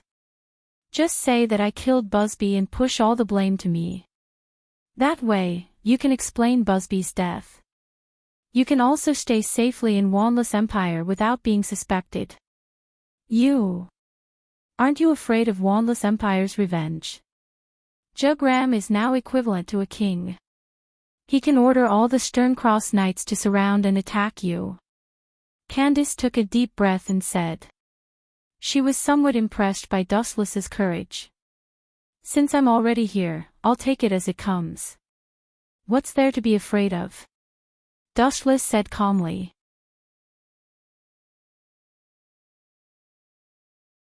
Chapter 985. As for revenge, Dustless wasn't afraid of it.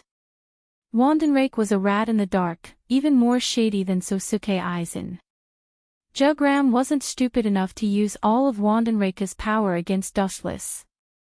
Okay, do as I said, I'll take care of everything. Dustless patted the dust off his butt and collected the dusty Yakushi and Rokush Kenshi's body.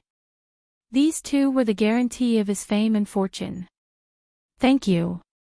Candace's tone was much gentler, she was sincere. Dustless looked at her strangely and said seriously, you don't need to thank me. Just tell me the future movements of Wandenrake and all the secrets you know. This was a deal, there was no need to thank her.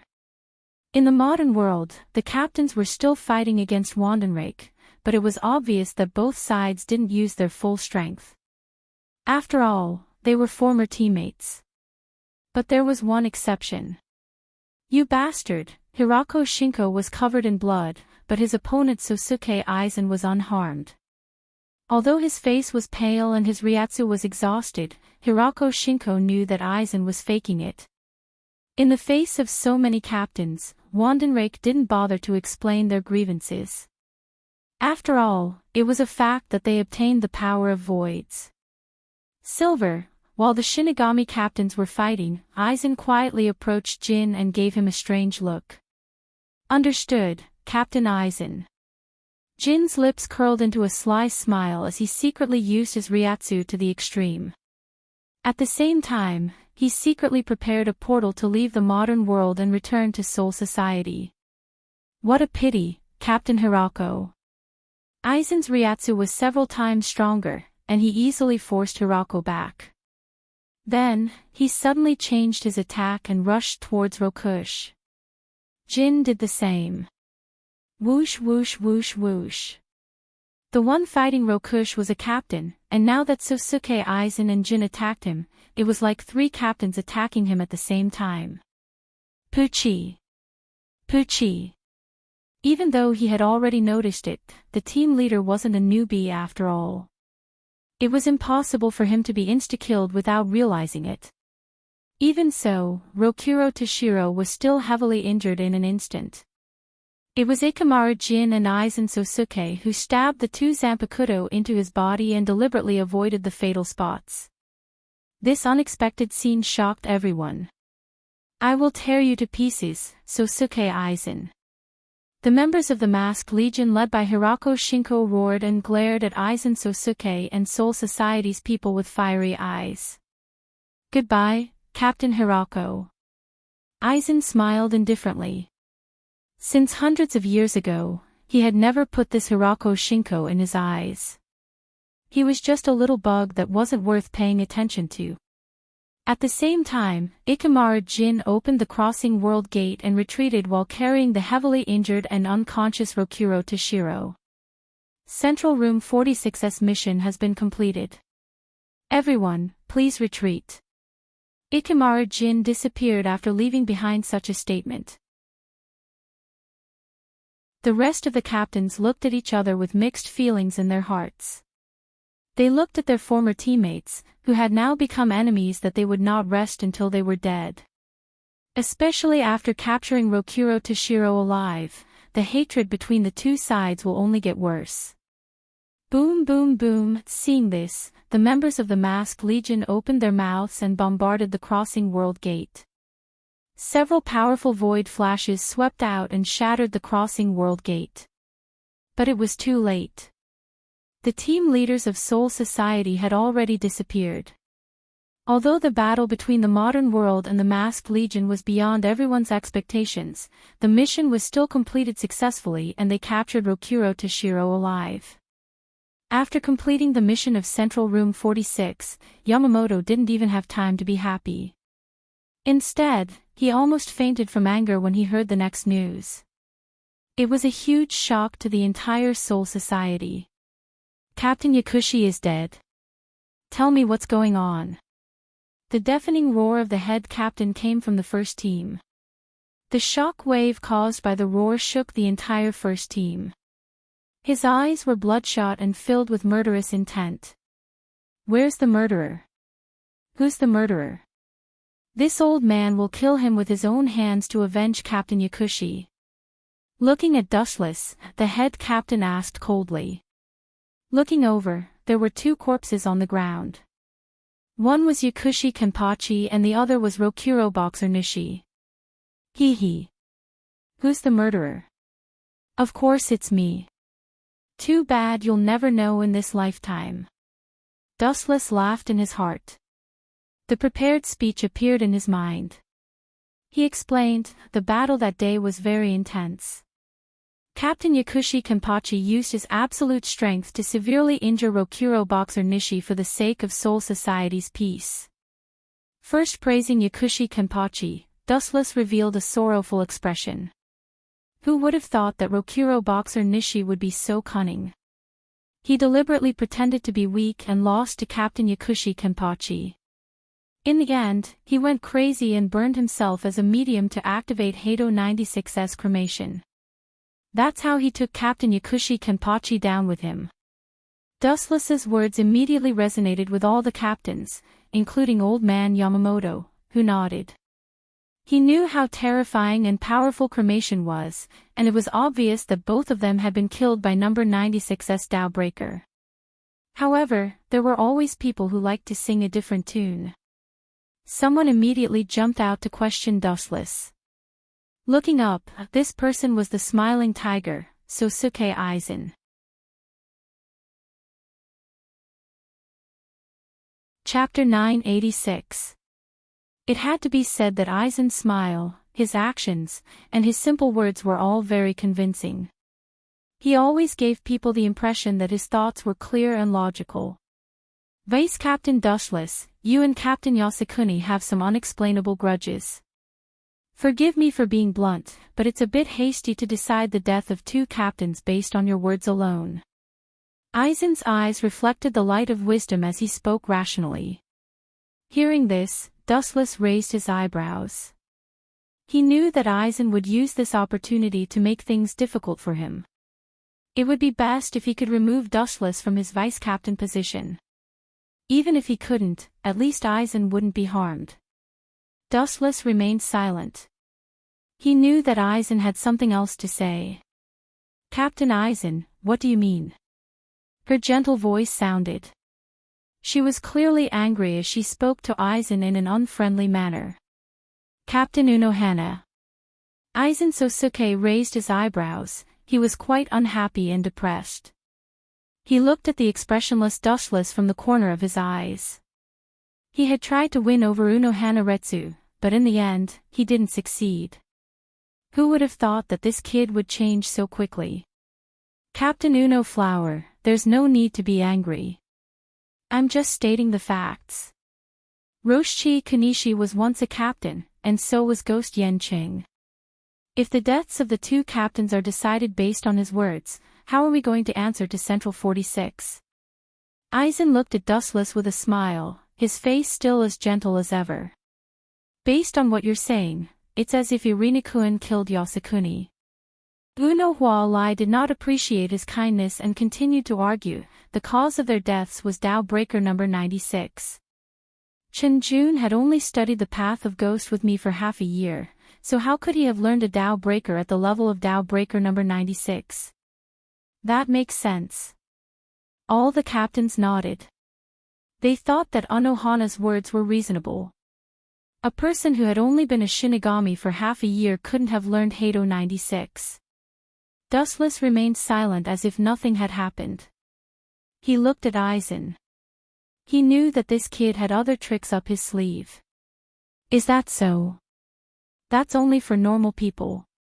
Don't forget that Vice Captain Dustless defeated Captain Yasukuni before learning Shinigami's techniques.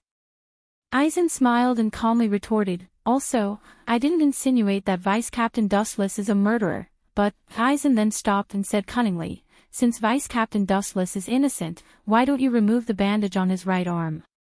Aizen's words drew the attention of the captains to Dustless, or rather, to his right arm. It's indeed burnt.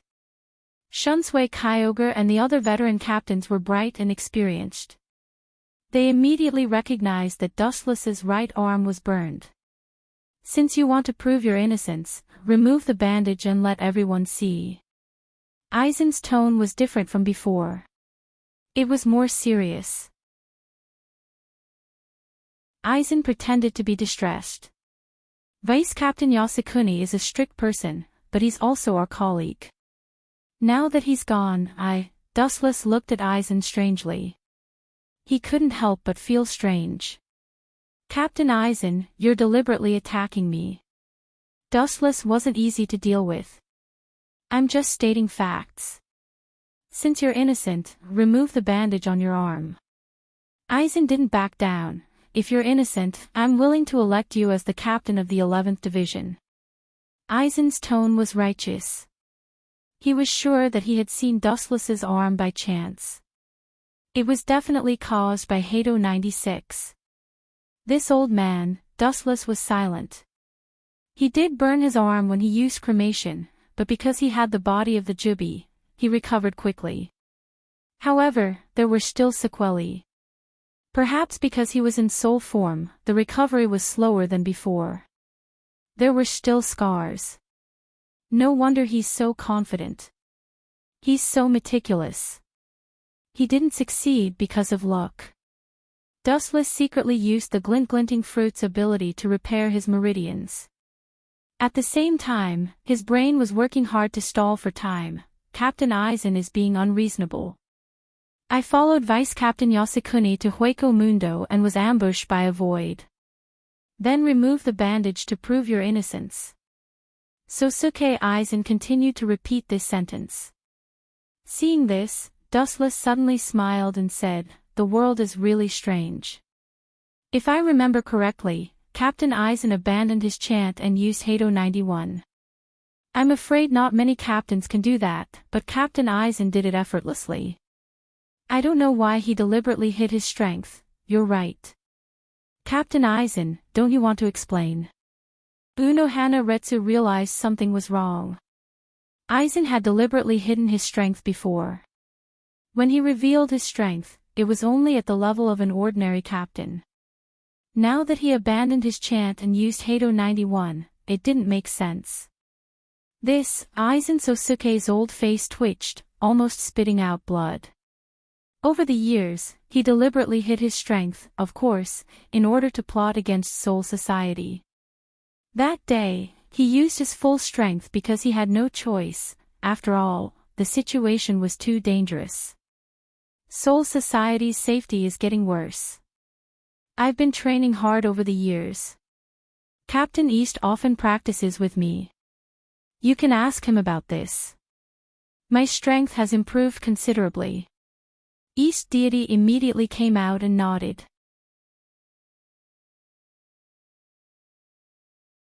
Chapter 987.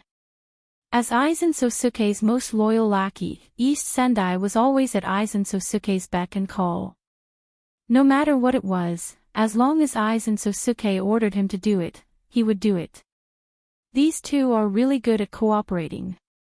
Dustless knew that Aizen's explanation was a bit far-fetched, but with the captain as his witness, he could rest easy. That's right. Sure enough, just as Dustless guessed, Yamamoto nodded gently. He appreciated Aizen's learning attitude. Learning was like sailing against the current.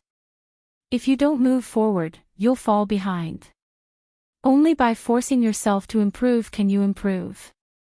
Yamamoto often encouraged his first team members like this. Don't change the topic. Aizen took a deep breath and calmed down. Dustless hit him with a stick, so he naturally retaliated. The captain knows a lot about Hado 96. If you're innocent, just remove the bandage. Aizen didn't let go of Dust's wound. Even if I remove the bandage, it won't affect the wound. What's more, Unflower's captain is here. She can prove your innocence.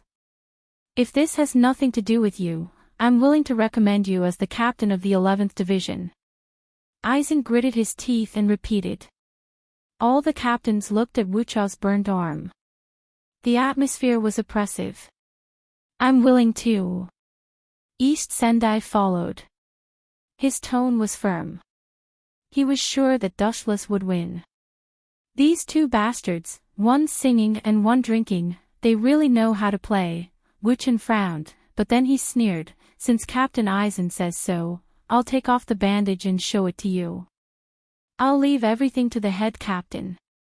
Under everyone's surprise, Dustless removed the bandage. Chenkuen, you don't have to care so much. Aizen is just being unreasonable. Unohana whispered to Dustless. I'm sorry for the trouble, but, since Captain Aizen wants to see it, I'll let you see it clearly. After Wuchen finished speaking, he revealed the scorched black scars, which were particularly horrifying. His skin was completely necrotic and severely burned.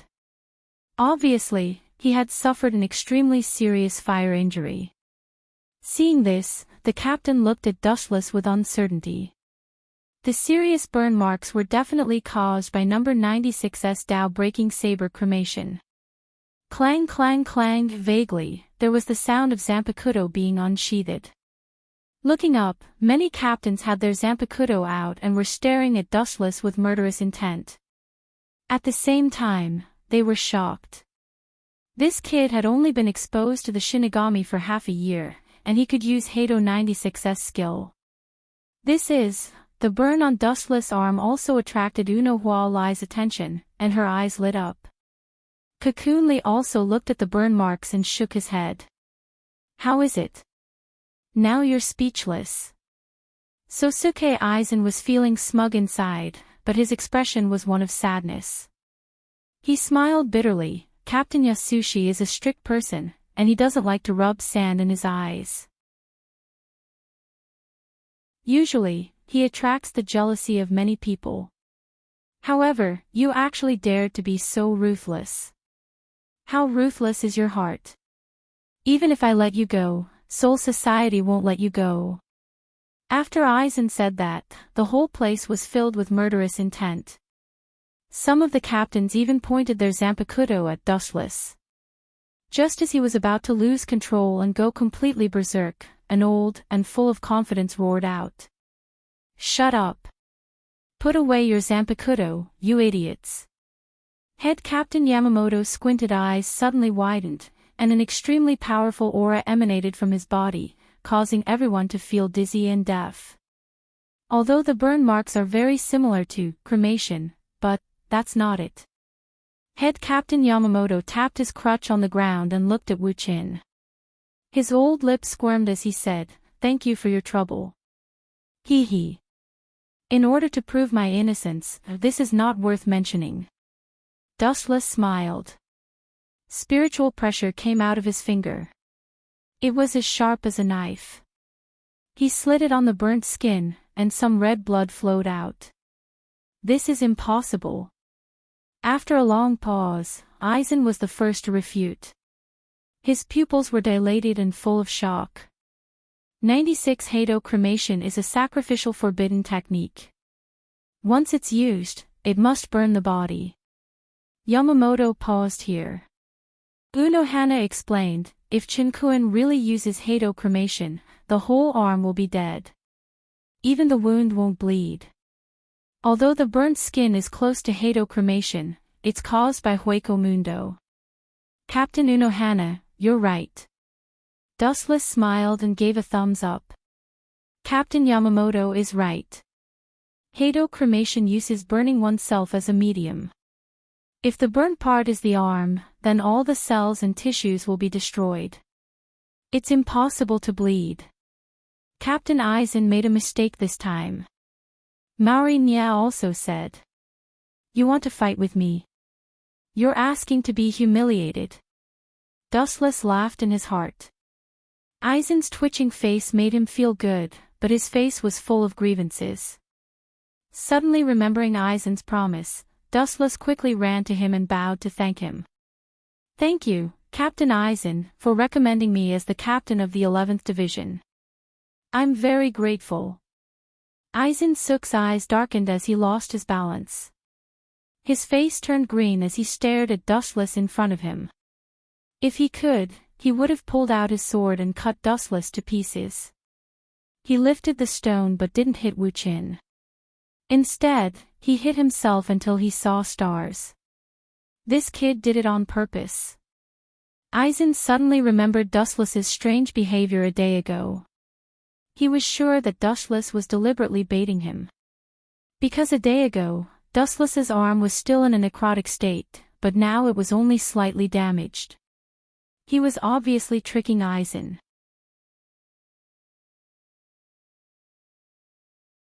Chapter 988. Eisen Sosuke's heart was in turmoil.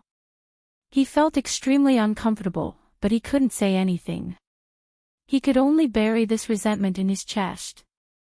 Captain Eisen. You were too reckless this time. Yamamoto rolled his eyes and said unhappily. Dustless was a vice-captain, his strength was comparable to a captain-level Shinigami, maybe even stronger. Eisen was framing him without any evidence. Serves you right. Dustless glanced at Eisen, whose expression returned to normal. He sneered, he brought this upon himself. By the way, since Captain Eisen and Captain Toes both agree that Irinakuen should be the captain of the 11th Division, the one who spoke was Uno Hualai. After careful consideration, she said, with Lord Chen's strength, it is indeed unsuitable for him to stay in the 4th Division. Indeed, Shunsui looked at Dustless, he couldn't deny that Dustless was the strongest among all the vice-captains. I also agree that he should be the captain of the 11th Division. Someone must inherit the title of Kenba, and Soul Society can't do without the 11th Division. Dustless looked at this scene calmly, he looked at Sosuke Eisen with pity. This was his plan, but it turned out to be the opposite of what he wanted. Uno Hanaretsu, Shunsui, Eisen, and Toes who lost the bet just now could be promoted to the captain's position. There were now 4 vice-captains, including Uno Hanaretsu, Shunsui, and Eisen. Being promoted to the captain's position was a matter of course. You want to be the captain. In your dreams. Eisen's eyes were filled with ruthlessness, he was determined not to let Dustless take the captain's position. The two were fighting, and Eisen was the one who suffered. Dustless was only a vice-captain, yet he was so arrogant, he didn't put him in his eyes. Once he became the captain of the 11th Division, he would become even more arrogant. Eisen raised his head and looked at Jin with a meaningful look. The voice of a sly old fox filled with ill intention sounded. Ikemara Jin stepped out of the formation with a smile on his face. I don't agree with him becoming the captain. A single stone stirred up 1,000 ripples, attracting everyone's attention. Ikemara Jin wasn't afraid at all. He was as calm as a mountain as he said with certainty. What's the reason? The head captain nodded and said, I need a reasonable explanation, a reason why Dustless can't be the captain. This, Ikamaru Jin lowered his head. He didn't have an excuse. Aizen had instigated him to mess things up, so he didn't have enough time to prepare a proper excuse. He has only been in Soul Society for half a year. We need more time to observe him.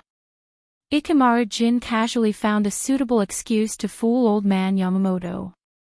Dustless looked at Aizen, Higashi, and Jin. He thought, these three are very close. I have to find a chance to kill one of them. Even if I can't kill one of them, I have to drag one of them down from the captain's position. He had to tear them apart. That's not a problem, even if it's only been half a year. Dunkuan's contribution to Soul Society is well known, and his strength is recognized. Unohana Retsu smiled and helped. Captain Jin, what do you think should be done to be the captain? Glancing at Jin Ikamaru, Wuchin asked calmly. There was a hint of cunning in his words.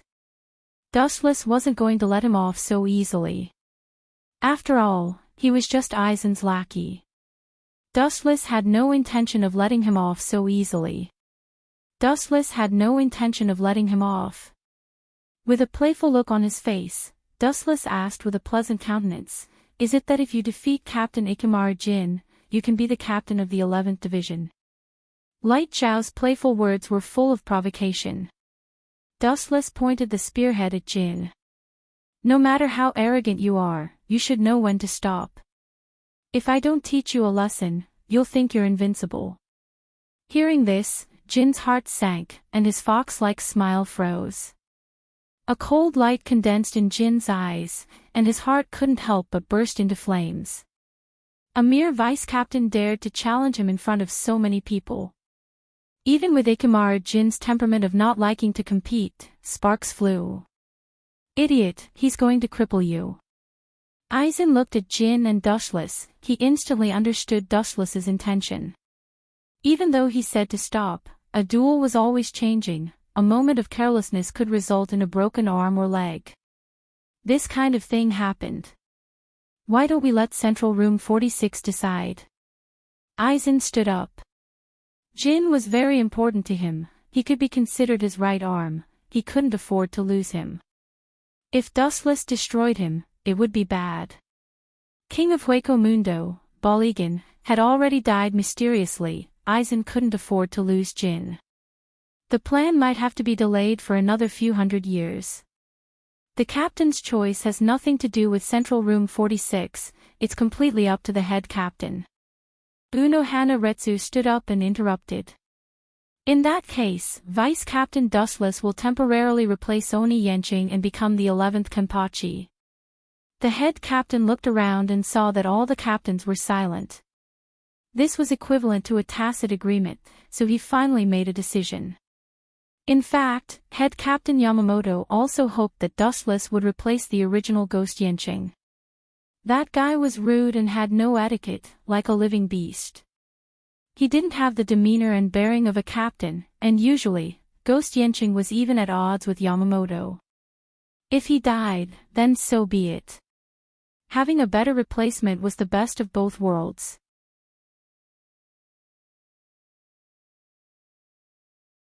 Chapter 989. Aizen Sosuke was unwilling, but he had no choice but to accept it. Dustless becoming the 11th Kenpachi was inevitable. Even if he used Kyoka Suigetsu to hypnotize Central Room 46, it would be useless. Yamamoto was the only one who had the authority to promote the captain. Other people's words were useless, they were just scratching Yamamoto's itch. It would be difficult to shake Yamamoto's will. Moreover, as Shunshuwei had said before, since Ghost Yencheng's 8th saber was dead, a new captain had to be chosen. The position of Soul Society's 8th saber had to be replaced by someone else. Man proposes, God disposes. Who would have thought that this brat would take advantage of me in the end? Aizen clenched his fists, his heart filled with grief and anger. Aizen didn't defend Dustless and even tried to rope him in. Who would have thought that Dustless would take the initiative to attack him? This was the reason why the two of them were now enemies. Aizen's eyes flashed coldly as he thought to himself, I need to find the right opportunity to kill him. This brat is strong and always against me. He hindered my plans time and time again. He's a scourge, a cancer. Several perfect plans were ruined by this eyesore. Not only that, sometimes Aizen didn't get any benefits and even got himself into trouble. He suffered a double loss. If you want to play, I'll play with you until the end. Let's see who dies first. Dustless sneered. Aizen's eyes were filled with bloodlust. What are you doing?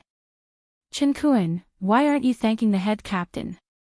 Unohana reminded Dustless when she saw him in a daze. Look at my memory. Thank you, head captain Yamamoto.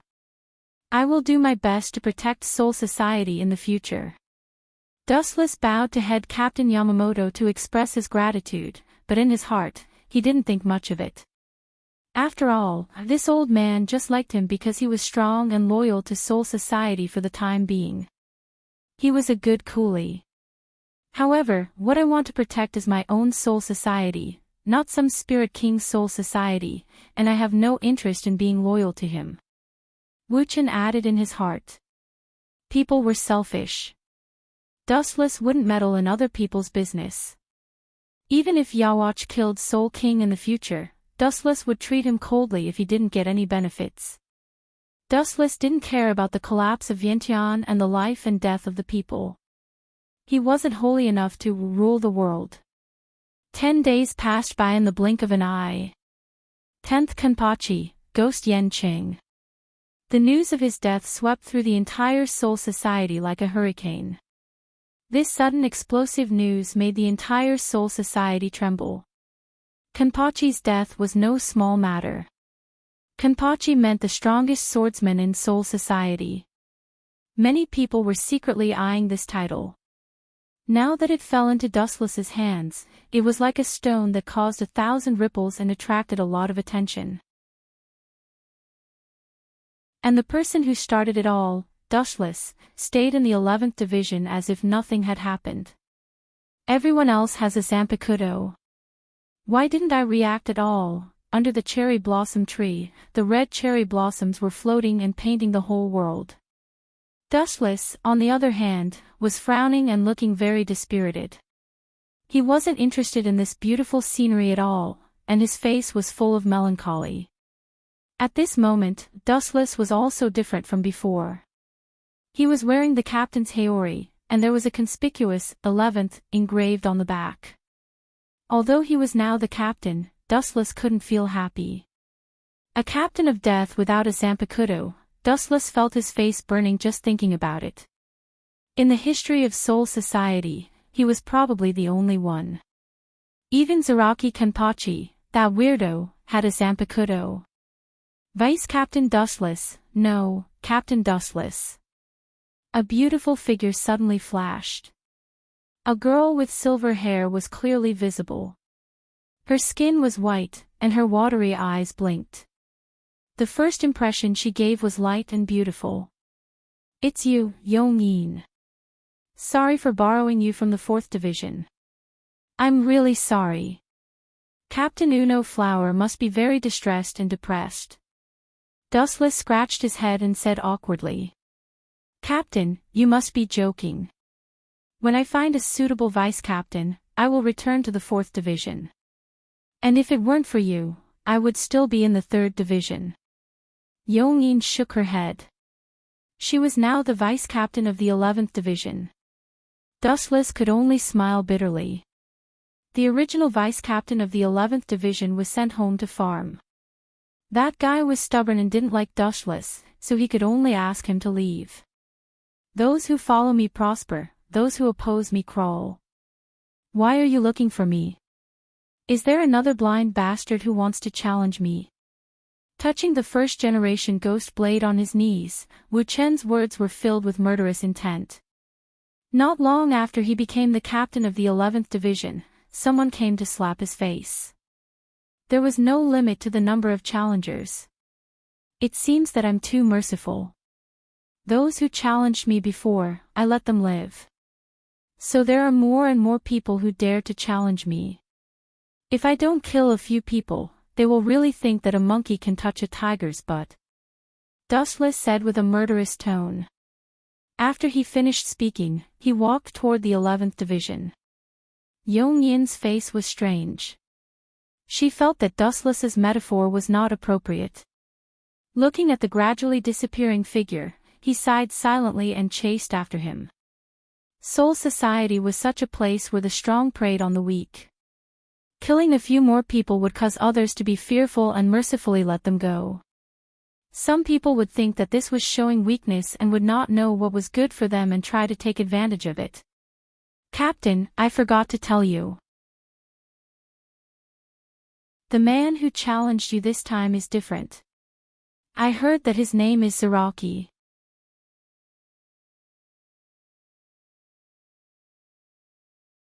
Chapter 990. Zaraki.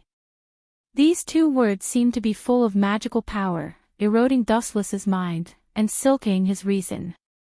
His footsteps also stopped, and he stood in place like a sculpture. A fierce man with a broad body and a serrated zanpakuto in his hand immediately appeared in his mind. Captain knows Zaraki. Yong-in, who caught up with them, panted heavily. He looked at Wu Chen, who was a little interested, and said, "That man is unreliable.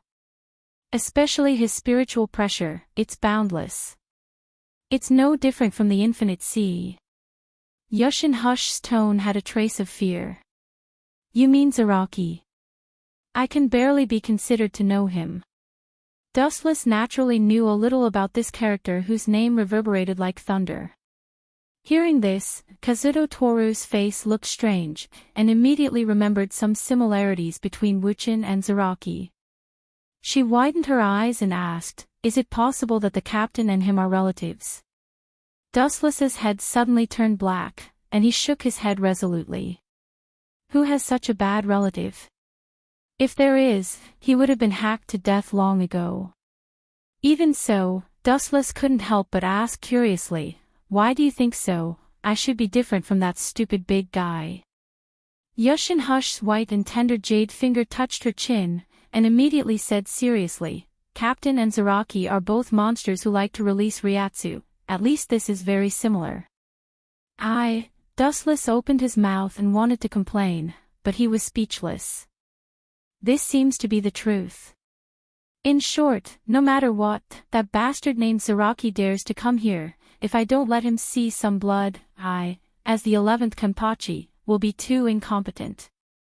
A kind man would be ridden by others, and a kind horse would be ridden by others. Previously, Wu Qin had let the challenger go out of kindness, but he was slandered as a rookie. He thought that this was a disguised sign of weakness. In this case, he can only let them bleed to clear their minds. Inside the 11th Division's building, the playground used for daily practice was surrounded by people. These were the members of the 11th Division, and without exception, they were all looking at the tall man in the center of the field with fear. This person had a fierce face, a scar on the left side of his face, his hair was bundled with a bell, and his right eye was covered with an eye patch. Not to mention challenging him, just his ferocious appearance was enough to scare the enemy to death. Sitting on his shoulder was a pink-haired, barefooted loli. He is Zaraki. Really extraordinary, his aura seems to be more terrifying than the former Captain Onishi. That's right, maybe this Zaraki will be able to kill the new captain and become the current captain. Nonsense, I heard that the current captain once used overwhelming strength to severely injure Beilegan. TSK, so what? There are rumors that Zaraki is the disciple of the head captain, and he learned kendo from the head captain. Did you see his black eye patch? I heard that it was developed by the 12th Division to suppress Zaraki's terrifying Ryatsu because his Ryatsu is too strong. The members of the 11th Division talked with relish about the unlucky captain who might die as soon as they took office. Dustless. Get out of here. Useless trash, a group of traitors. Wu Chen, who had rushed over, happened to hear the discussion of this group of bastards. He immediately scolded them mercilessly and immediately released a huge spiritual pressure to disperse them. What a sharp and domineering look. At this moment, Dustless's body was cold, and he suddenly felt a cold and excited gaze locked on him. He leisurely looked back, and an arrogant and wide face with a long and narrow knife scar came into view. He saw Zaraki staring at Dustless with eyes that wanted to eat him. "Are you the new Kenpachi? Ha ha ha ha ha. Let's fight." After a burst of arrogant and excited laughter, it was followed by an unchanging opening sentence. Although it was boring, it also showed that Zaraki was a person who loved to fight. The 11th Division now had such a person. "You have a bright future, I admire you." Dustless glanced at Zaraki. He suddenly felt that this rough, straightforward, brainless, and naive person was very pleasing to the eye. He was the opposite of Aizen, who was a scheming bitch. "You have strong Ryatsu, outstanding strength, and love to fight. How about this, stay in the 11th Division, and with your strength, I can give you the position of vice captain." Dustless had a sly smile on his face as he tempted. Without a doubt, this kid was the most suitable to be a fighter. He was very simple and not scheming. Although the vice captain of the 11th Division was Isshin Toru, he borrowed it from Dustless. Sooner or later, he would have to return it to Unohana Retsu. Sounds like a good idea. Zaraki's murderous aura was restrained. He was a battle maniac, he loved to fight, he loved to fight. The 11th Division was a combat division of Soul Society, the environment was suitable for him. "But, the vice captain is not suitable, I want to be the real deal." Zaraki's murderous aura erupted again, and the shiny sawtooth Zanpakuto was emitting a chilling light. "Is that so? I just became the captain, and you want to kick me out? Your courage is commendable." Seeing this, Dustless knew that it was useless to say more, and he immediately pulled out the first Hoshiger. "Instead of a boring duel, let's raise the stakes." Dustless thought for a while, stared at Zaraki and said, "If I win, you will be my vice captain unconditionally." "What if I win?" Zaraki asked back. "You win. You think too much, your chance of winning is 0.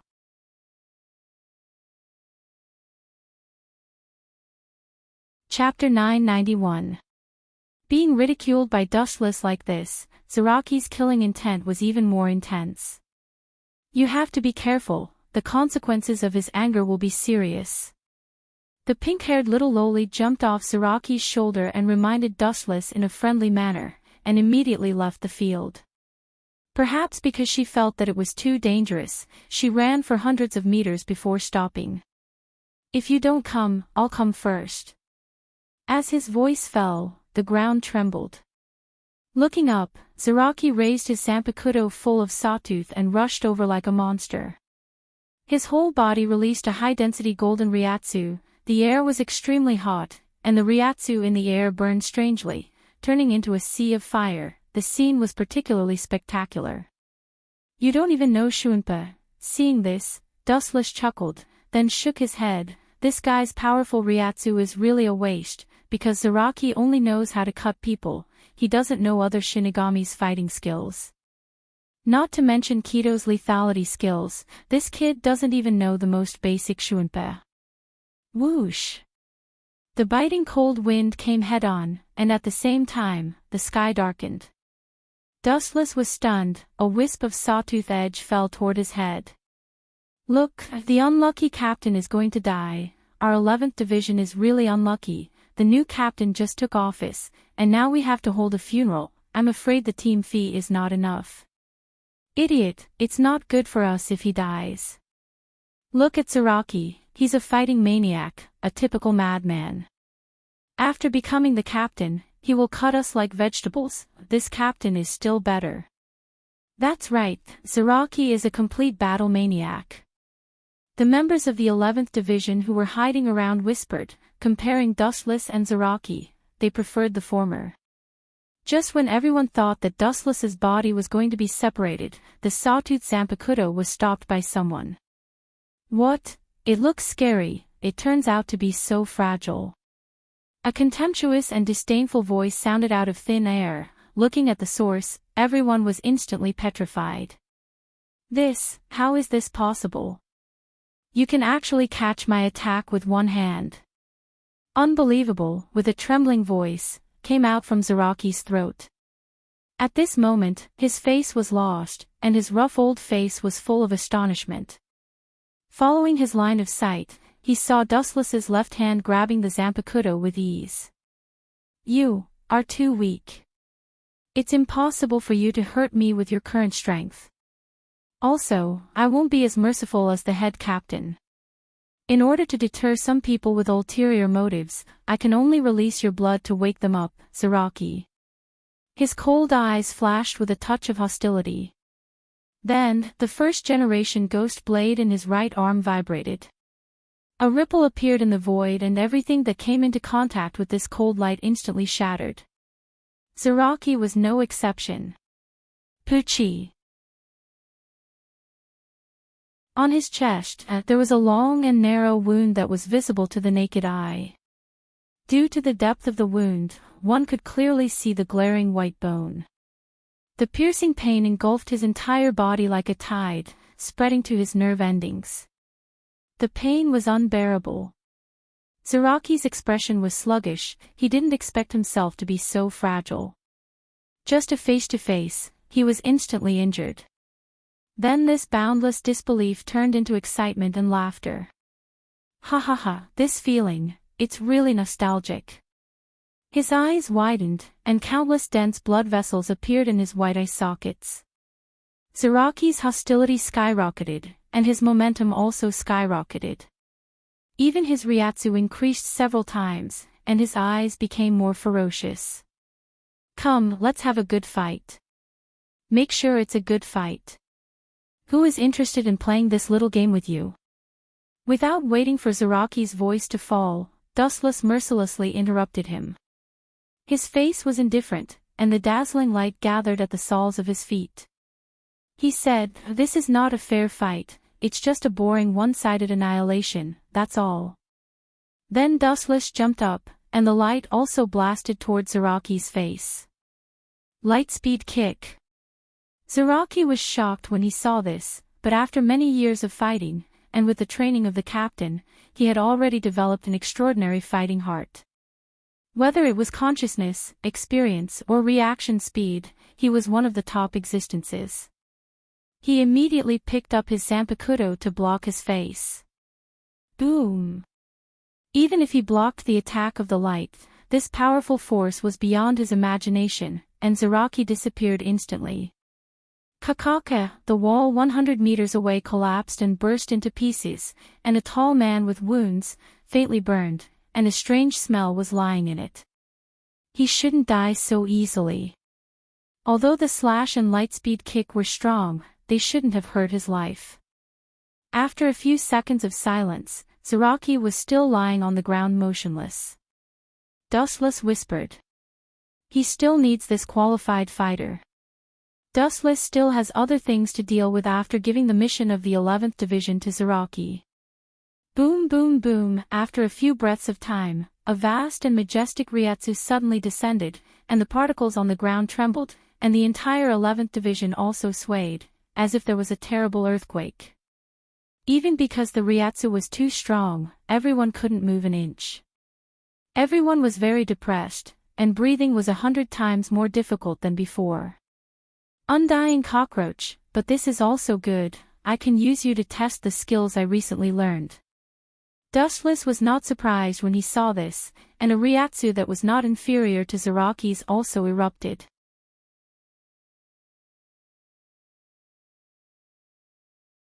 Chapter 992.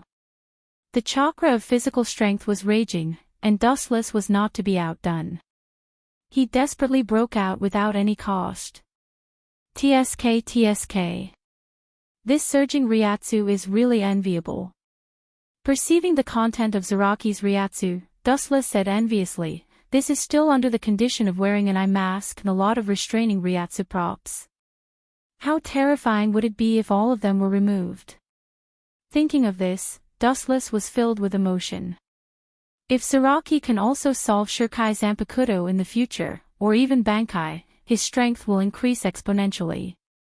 Ha ha ha, a burst of arrogant laughter spread throughout Soul Society along with the influence of Ryatsu. That arrogant laughter made everyone frown.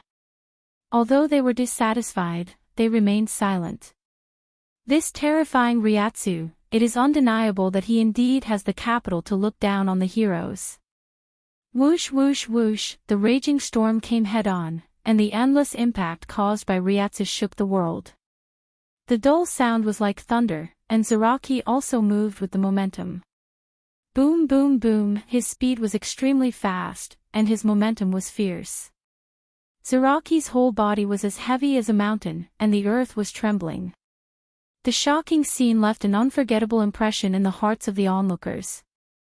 Regardless of victory or defeat, the name of Zaraki will be passed down in Soul Society in the future. Bakuto 63-6 Light Prison. 6 huge golden light belts came from all directions, binding Zaraki so that he couldn't move his body. His beast-like eyes suddenly dimmed a lot. It shouldn't be so easy to deal with him. Thinking of Zaraki's invincible Ryatsu, Dustless didn't hesitate to use other moves. Hado 63-6 Thunder Roar Cannon. A golden rainbow swept across the sky, leaving a straight ray of light in the cloudless sky, whistling straight towards Zaraki. TSK, I didn't expect this guy to be so strong. It seems that I have to go all out to resist him. Zaraki's face was a bit ugly and even horrified. With just a few simple moves, Dustless forced him to go all out to deal with it. Especially the number 63 Hado on his waist, it seemed to be much stronger than the others. Without hesitation, he took off the blindfold, and the amount of spiritual pressure increased again. What kind of monster is this kid? How can he have so much spiritual pressure? With his eyes wide open, Dustless was very surprised. He could clearly see the golden Ryatsu burning around Zaraki's body. It was extremely rough and powerful, like a golden flame, and everything that was affected by the Ryatsu would be turned into ashes. A skull completely formed by super strong Ryatsu covered Zaraki like a real entity. It was extremely hot, and white steam rose from the air. The Rokuzen light prison that was binding Zaraki was dismembered in an instant, and the thunder roar cannon that was rushing towards him was burned to ashes before it could even touch him. It's really not simple. This kind of almost solid high-strength Ryatsu defense can even compete with number 96 Hado Cremation. Its power is indeed not to be underestimated. Perceiving the strength of the Ryatsu defense, Dustless nodded in surprise. In the future, Zaraki would use this move to fight against the 8th generation Sword Hakumaru. In fact, this kind of rough skill was very simple. It used a large amount of Ryatsu to form a defensive aura shield. Its function was similar to Kansusunu, both of which were extremely energy-consuming skills. It could even be regarded as a mini Kansusunu. That's it, you are the third person I have dealt with so far. Unlike before, Zaraki changed to a two-handed sword, and the whole momentum was obviously different. It was completely different from before. A burst of invincible sword intent locked on Dustless. This guy, Dustless was slightly stunned. He raised his arm and found that his skin began to ooze red blood. He looked up subconsciously and saw a huge sword light covering him. Are you kidding me? What kind of monster is this guy? Look, all the Ryatsu in the atmosphere is burning, and the 11th division has turned into a sea of fire. Run, idiot! The members of the 11th division scrambled to escape. In a battle between monsters, they were just insignificant cannon fodder. They would be killed in seconds if they ran to the center of the battle. Around Dustless, not only the ground, but the sky turned fiery red and burned without warning, blocking Dustless's retreat. The places with Ryatsu were set on fire, and the momentum seemed to spread throughout the entire Soul Society. Farewell, former captain. As Zaraki's words fell, the Zanpakuto in his hand also fell, and the huge sword light stopped in the void also fell. Boom boom boom, the sharp and hot Ryatsu fell from the sky, and Dustless's whole body was swallowed without a trace, as if it was evaporated by the hot temperature, and the Ryatsu also disappeared. Caw caw caw, a ferocious and thick crack appeared on the ground that was hit by the heavy blow. The crack stretched for several kilometers and almost destroyed the entire 11th Division's building in seconds. Well, the Ryatsu disappeared, which means that guy is dead. Carrying the sawtooth Zanpakuto on his shoulder, Zaraki breathed a sigh of relief. When he was about to leave, his body suddenly felt a sharp pain. Puchi! A slender katana pierced through Zaraki's body, followed by a voice that wanted to cry but had no tears. Bastard, I really should have killed this idiot. The 11th Division is finished, how much money will it take to rebuild it? Zaraki ignored the severe pain all over his body, and suddenly turned his head as if he saw a ghost, and Dustless came into his sight. He was unharmed.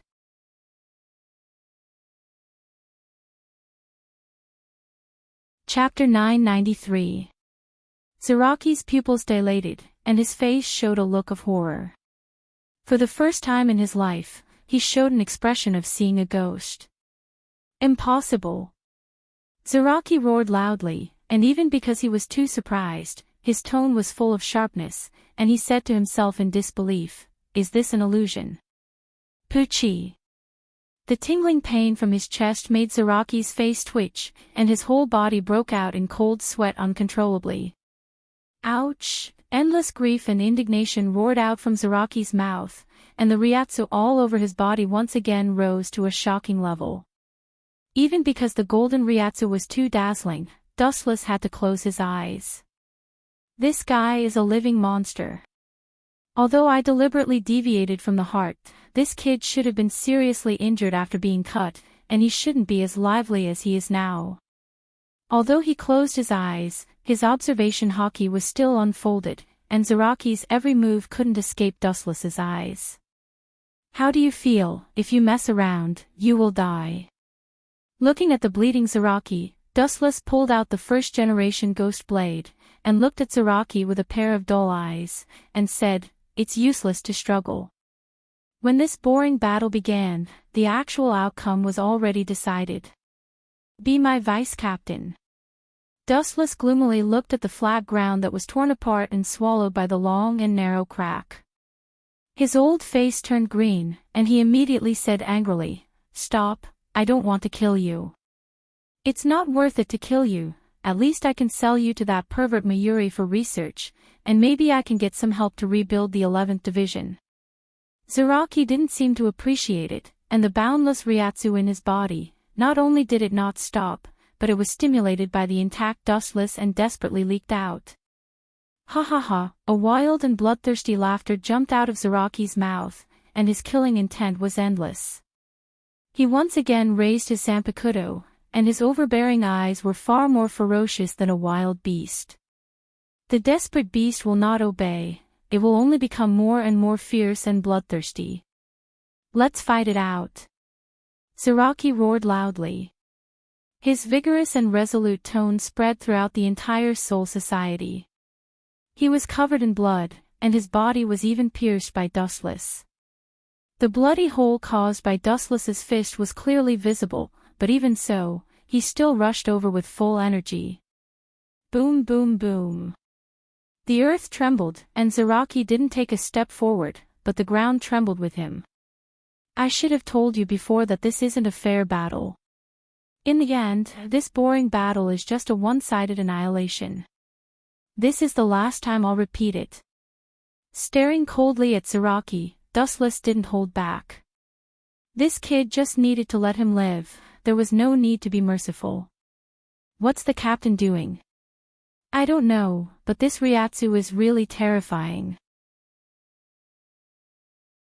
I thought that Zaraki was a monster, but it turns out that the captain is also a monster. He is not worse than Zaraki. Nonsense, he's the captain of our 11th Division, the 11th Sword Aid of Soul Society. It's only natural that he's strong. TSK, you shameless fence-sitters, you just said that the captain is no match for him, and now you're changing your mind, despicable. In the distance, some of the stronger members of the 11th Division were discussing and despising each other, but they were all confused by Dustless's strange posture. Raising his right arm high, his thumb pointed to the depths of the sky, his whole body was particularly cold, and his indifferent eyes looked directly at Zaraki. Hato 90, a few simple words, but it contained magic. Above the 9th heaven, the white sky fell an evil blade. Dustless quietly looked at Zaraki, only to see that this kid was still foolishly rushing over, completely ignoring the strange black light in the sky. Untactful man, shaking his head, Dustless finally said two indifferent words. Black coffin. As Dustless's voice fell, the falling black light became faster and sharper, and in the blink of an eye, it swallowed Zaraki whole. Poochie. Poochie, unlike before, the black coffin obviously wasn't at full strength this time. There was no black coffin, only a few intersecting black light cut Zaraki. Puff! The cold light flashed, Zaraki's flesh was cut open, and finally he fell to the ground unwillingly. Although it didn't cut him into pieces, the kid's body was almost covered in blood, bruises all over. It was a horrible sight. So strong, Zaraki finally closed his eyes unwillingly. His breath was weak. If he ignored it, he would die without a doubt. You're too cruel, Chinkuan. A beautiful figure descended from the sky. Her calm, elegant, and gentle face fell into Dustless's eyes. He looked up and saw the captain's snow-white hair fluttering in the wind. Her expression was calm and tranquil. Her temperament of standing aloof from worldly affairs made people feel particularly serene. Captain Unohana, you're too serious. I've heard that this kid is tough. He's still breathing. Dustless chuckled, looking calm. His control of power was excellent, except for his heart and some important organs. The rest of his body was damaged. Moreover, looking at Unohana Retsu's face, Dustless's lips curled up, revealing an unfathomable arc, and said seriously, if I didn't beat him half to death, Captain Unohana's superb medical skills wouldn't be revealed. Doesn't that mean that I should thank you? Hearing this, Unohana Retsu rolled her eyes and shook her head. After becoming the captain, Chinkuan has become more talkative than before.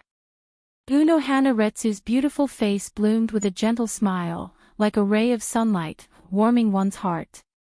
But Dustless's face was filled with disgust. He knew that Unohana Retsu had the attribute of being two-faced.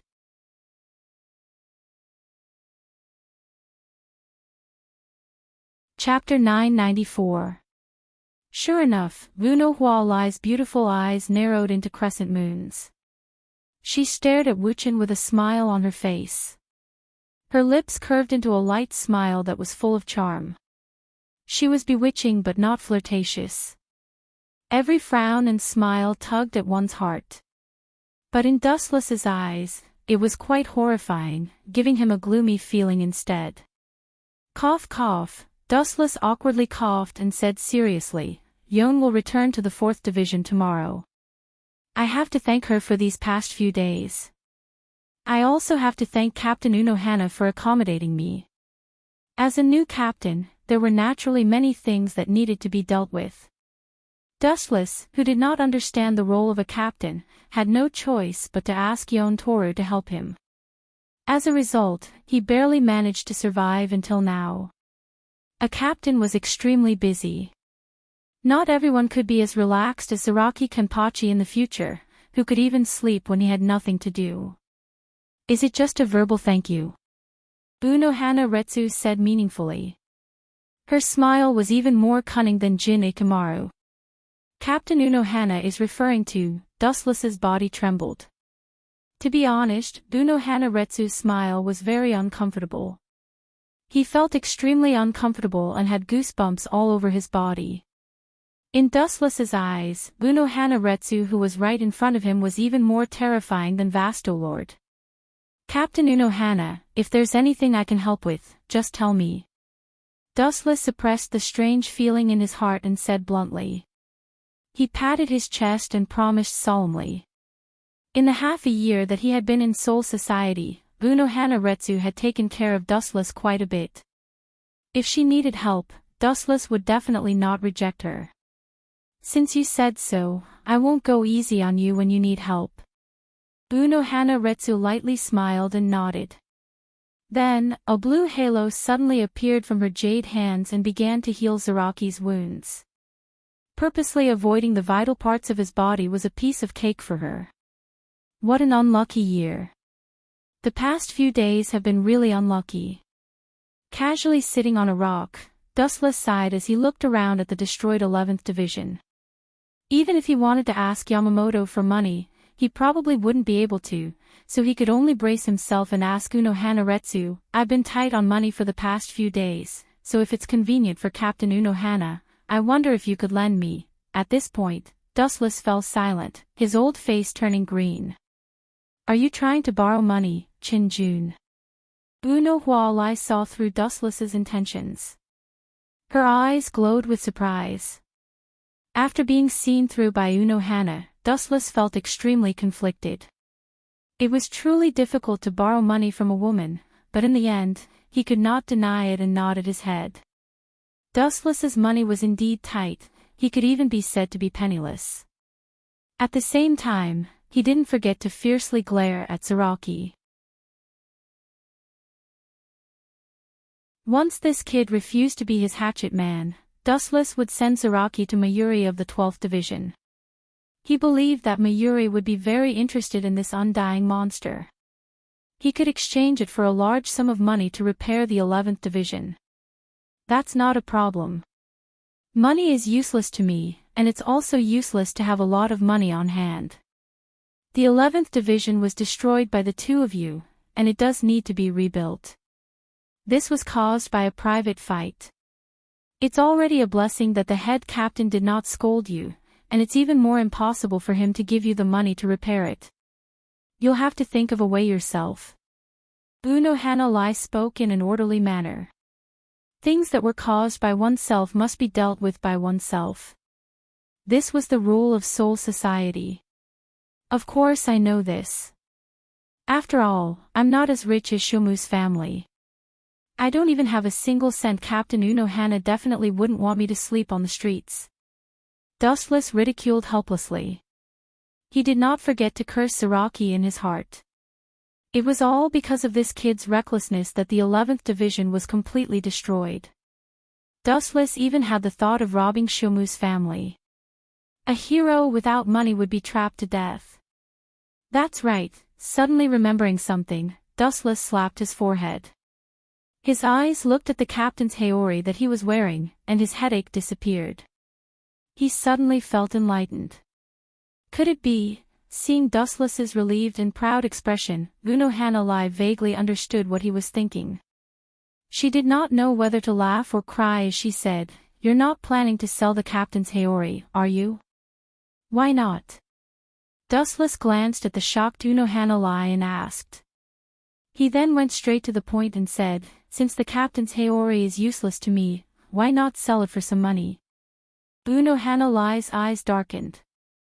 She did not expect the usually intelligent Dustless to have such a strange side. She shook her head and denied, This represents the captain's identity. Even if you want to sell something like the captain's haori, who would dare to buy it? Buying the captain's haori? No one in Soul Society would be that bold. I can lend you the money, but I have a condition. Chin-jun, hearing this, Dustless was stunned.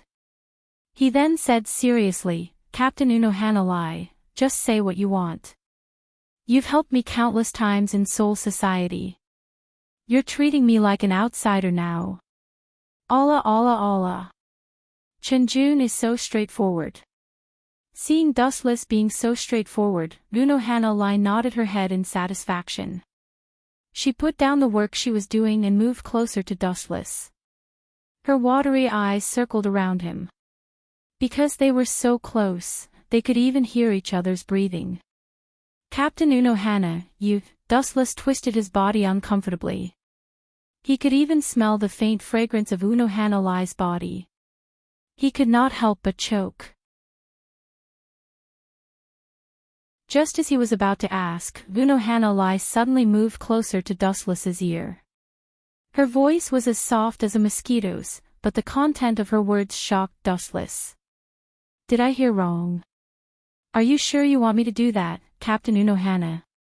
After a while, Dustless looked at Unohana Lai suspiciously.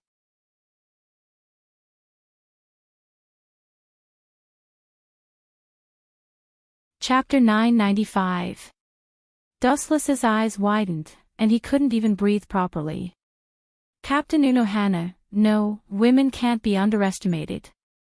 What Unohana Retsu just said was to ask Dustless to keep an eye on Sosuke Aizen. I don't know why, but I feel like there's something wrong with Captain Aizen. Sometimes, he's too calm in the face of certain things. It's like he knows everything. It's really hard to sleep and eat well. Her voice was filled with worry and caution. Unohana Lai lowered her voice to a volume that only Wu Chen and herself could hear.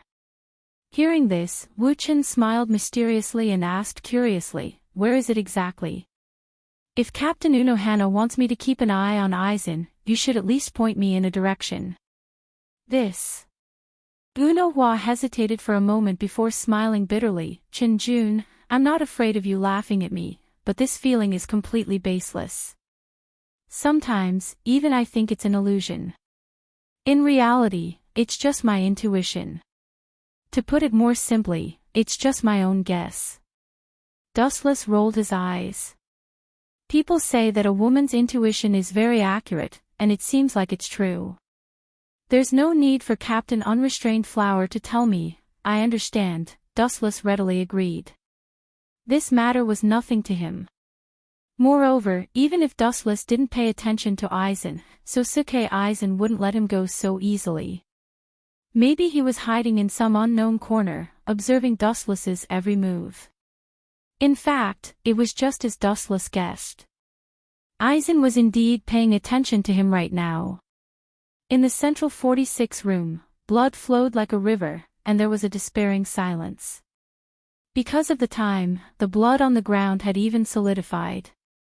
In the basement of Central Room 46, there was a large, well-equipped laboratory. There were a few people working, and the mysterious person was staring at the LCD screen. If we want to deal with Captain Unohana, based on the current situation, we have to count her in as well. Ikemura Jin frowned deeply as he said seriously. What ability does that brat have? In less than half a year, he managed to trick the captain of Uno Flower into joining his faction. Was our previous plan too stupid, or was the captain of the 11th Division too cunning? Dong Xianyao's face was ashen, and his voice was extremely hoarse. Sosuke Aizen was expressionless as he quietly observed Dustless talking to Unohana through the LCD screen. A fierce light flashed in his eyes. Let him be captain for a few more days, we'll deal with him when we're ready. Aizen's success was mainly due to his ability to grasp the right timing and analyze the strength of both sides. Now was not the time to have a falling out with Dustless and Soul Society. At the very least, he had to wait until he created the Hogyoku. Revenge was a dish best served cold, so there was no need to worry about temporary gains and losses. Hurry up and bring Hogyoku here. The Hogyoku must be made quickly. Time waits for no one. The recent developments are completely different from my previous plan. Aizen's eyes flashed with hesitation as he made up his mind. Recently, he had been feeling uneasy, but he couldn't explain it clearly. Everything is for this plan. This time, we must be able to make the Hogyoku, break the boundary between Hollow and Shinigami, and step into the realm of gods with a mortal body. East Sensei was Aizen's most loyal dog, and his face was full of enthusiasm. In the past, he often failed. The biggest reason was that his soul was not enough. Now that he had captured a captain alive and integrated it into the creation of the Hogyoku, his soul power would increase exponentially. The captain's soul would be dozens of times stronger than an ordinary Shinigami. Time flew by, and 2 months passed in the blink of an eye. In the first team's building, the captains gathered, including Dustless. This was the first time he attended a captain's meeting. During this time, Zaraki was persuaded by Dustless to join the 11th team and become a vice-captain. Whenever there was a grand void or a riot in Soul Society, he would always be the first to come out. The head captain was quite happy about this. After all, Zaraki was his disciple to some extent. Head captain. Everyone was silent. Dustless immediately stood up and pointed at Hueco Mundo. Last time, Silent Soul Society was attacked by Balegang, we should immediately retaliate against Hueco Mundo. Aizen's old face twitched slightly, and he tried to stop him. Balegang has fallen in Soul Society. Without the existence of the king of Hueco Mundo, the entire Hueco Mundo will fall into chaos. All the grand voids will be fighting for the throne.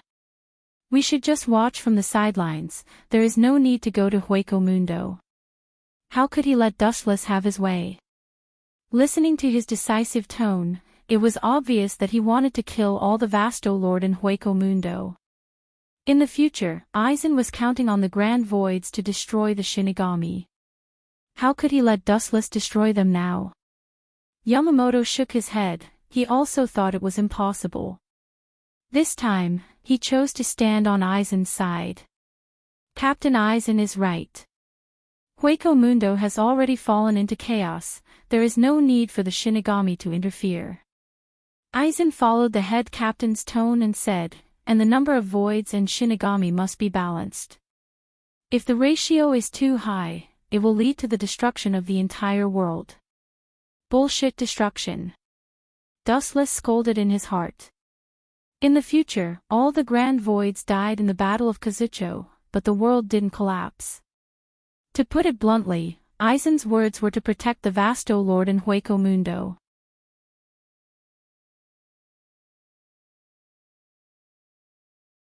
Chapter 996. Aizen looked like he was alone, but he had a lot of influence. Hueco Mundo was his backyard, and Soul Society still had East Sensei and Jin. Not only that, East Sensei had a good relationship with Sajin, while Aizen had a good relationship with Yukitake Jushiro and Shunsui Kaiyakura. There were 13 captains in Soul Society's Godai 13, and more than half of them were directly related to Aizen. Captains like Soifan and Kuchiki Byakuya rarely spoke, but Aizen was able to fool most captains with his good-natured face. Other than Aizen and Dustless, everyone else in the Godai 13 had a good relationship. Many vice-captains respected Aizen. Aizen has accumulated so many hidden pawns, I need to get rid of them first. Staring at East Sensei and Ikamaru Jin, Wu Chen was thinking of a countermeasure. East Sensei wanted to get close to Aizen, but Ikamaru Jin was just pretending to be obedient. After thinking for a while, Dustless decided to deal with East Sensei first. Captain East Sensei, looking at Dong Xianya with ill intentions, Wu Chen asked pointedly, "A while ago, a few of my subordinates and my colleagues from the 9th Division went to drink. After getting drunk, I accidentally heard the members of the 9th Division say that 2 months ago, they had captured Phoenix Bridge Rokuro. He inexplicably disappeared." This casual sentence caught the attention of all captains, and they all looked at East Sensei. "You're overthinking this." East Sensei was an extraordinary person to be able to climb to the position of captain. He said calmly, 10 days ago, Central Room 46 ordered me to execute Kikuhashi Rokujiro in secret. I didn't dare to publicize it because he controls Hollow and Shinigami. Central Room 46 was afraid of causing unnecessary trouble, so they ordered me to execute him in secret. I'm sorry I didn't tell you. After that, East Sensei bowed to the captains, blaming himself. I think you guys are the ones who used it for experiments. Dustless snorted coldly in his heart and chose to continue his attack. Dustless's eyes narrowed into crescents as he chuckled inwardly. Then, he praised loudly, the relationship between Captain Dong Xian and the sages of Central Room 46 is so harmonious that it makes others jealous.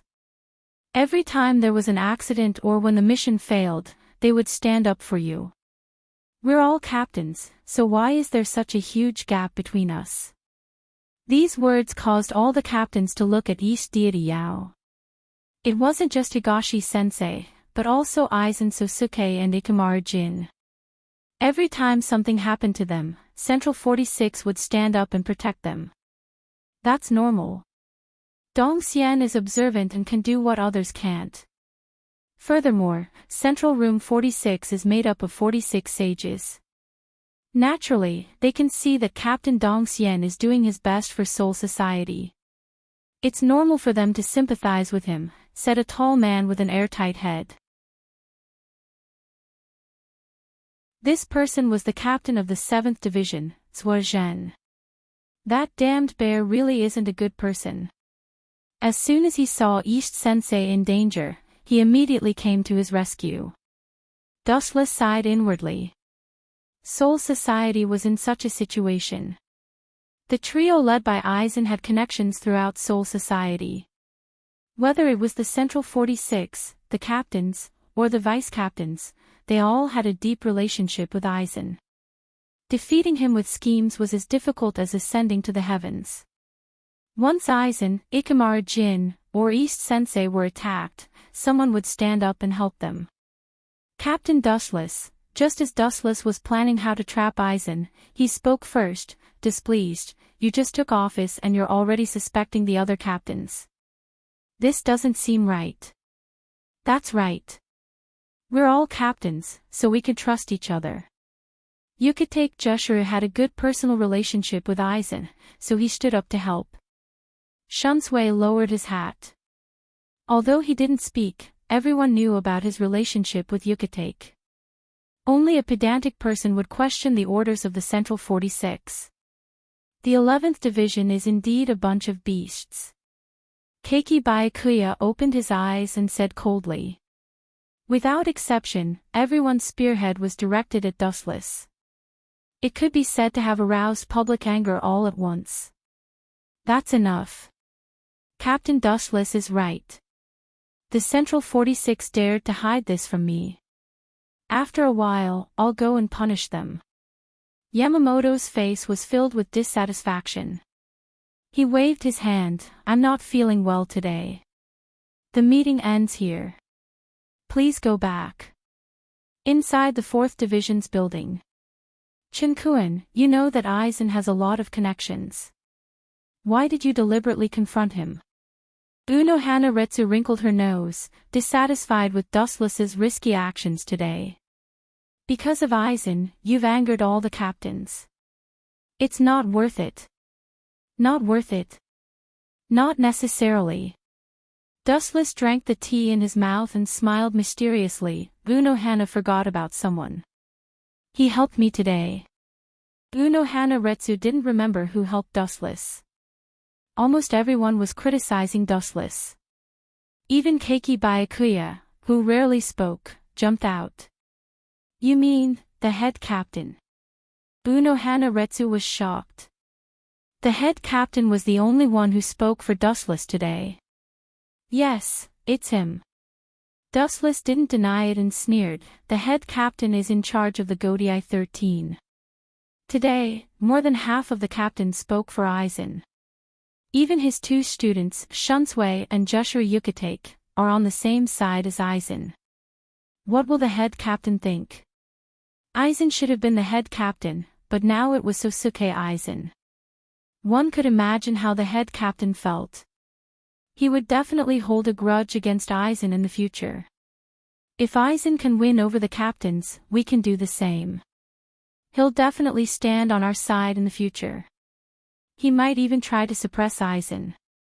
Dustless smiled.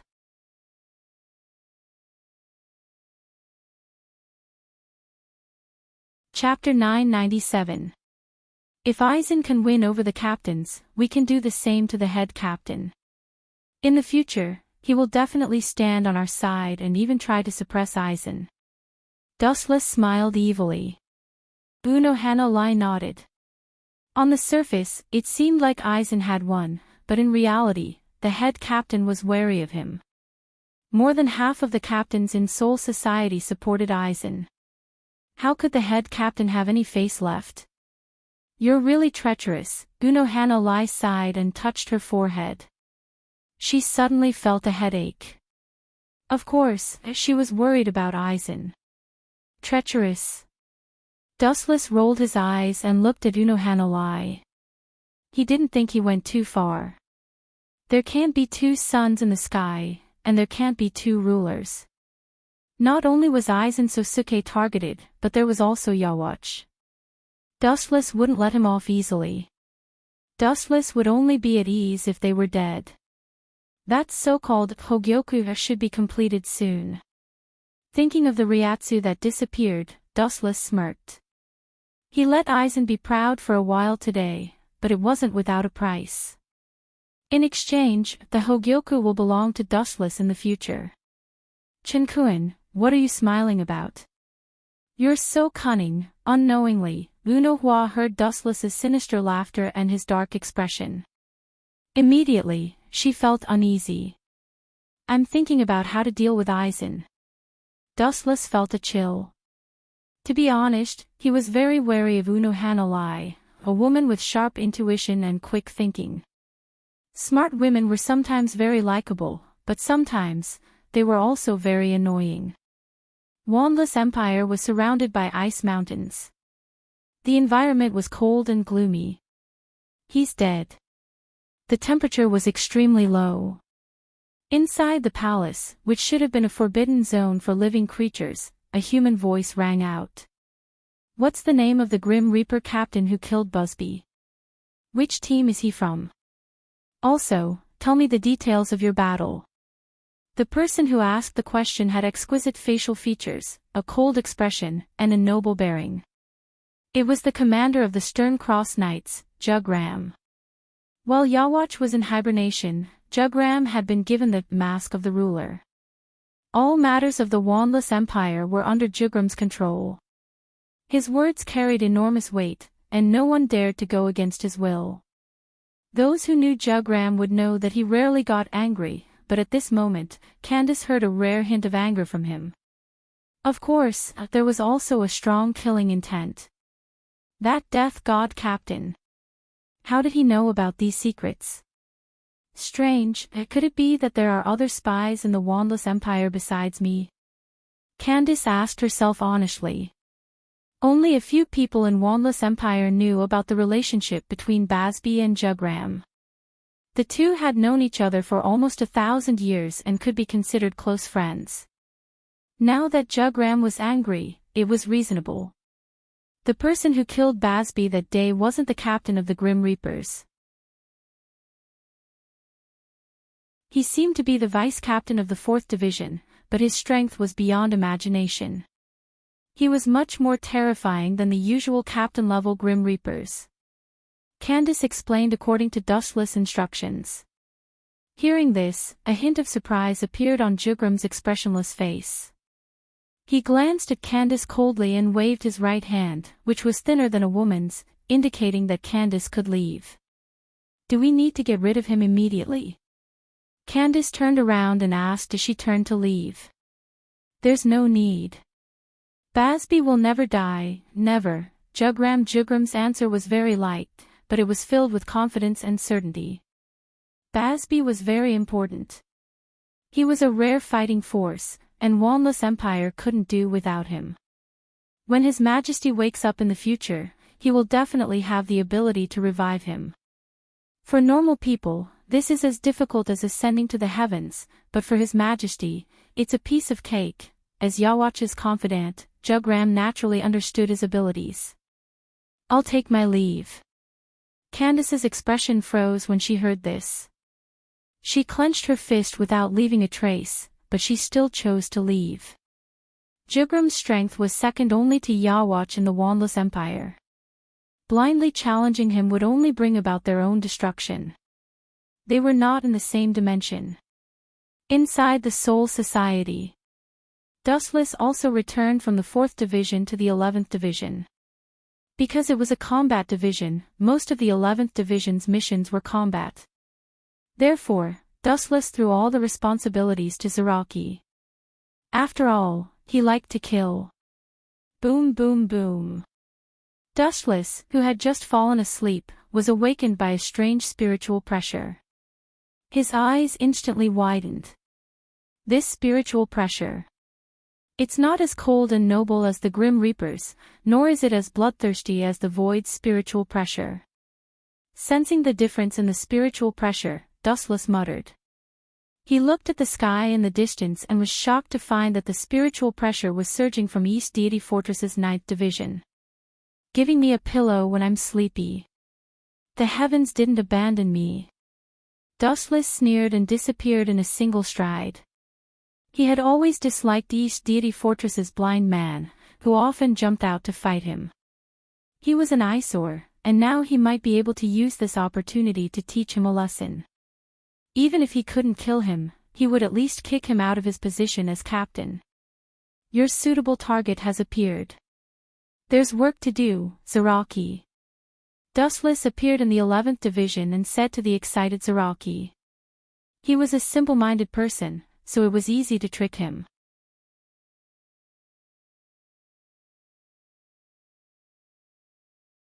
Chapter 998. The reason why the captain was called the captain was because he was different from ordinary people in all aspects. The mysterious Ryatsu had attracted the attention of the entire Soul Society. All the captains realized that something was wrong. They released their Ryatsu and rushed towards the 9th Division like cannonballs. Hee, Dustless's sinister laughter came from the horizon. He already vaguely guessed what this special spiritual pressure fluctuation was. Hogyoku. Damn you, Aizen. Do you really think you can just let this go? In your dreams. The medium in Rokuro's soul has finally awakened. Thinking of the importance of the Hogyoku, Wuchin's pace was faster. He turned his head and looked down at the blockhead behind him. He rolled up a storm and suddenly scolded in a bad mood, "Hurry up, Zaraki. This guy doesn't even know the most basic Shuinpa. Bastard, what's going on? Why is this happening? Give me an explanation." In the dark laboratory, Aizen's face was livid. He looked at the ball in his hand in disbelief.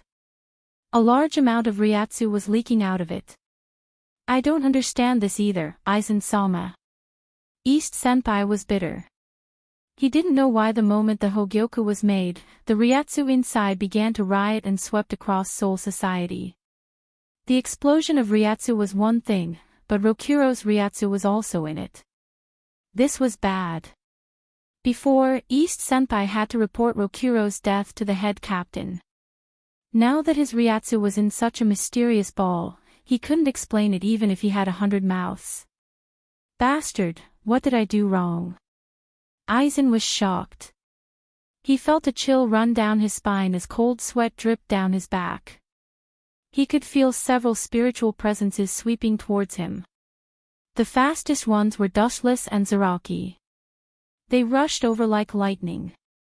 There was no reasonable explanation for the sudden change in the situation. Sosuke Aizen's plan was about to fail. Boom boom boom. The golden light covered the sky. The Hogyoku's Ryatsu erupted even more. Aizen tried to suppress it with his own Ryatsu, but he couldn't do it. Aizen stared at the Hogyoku's Ryatsu. That's not right.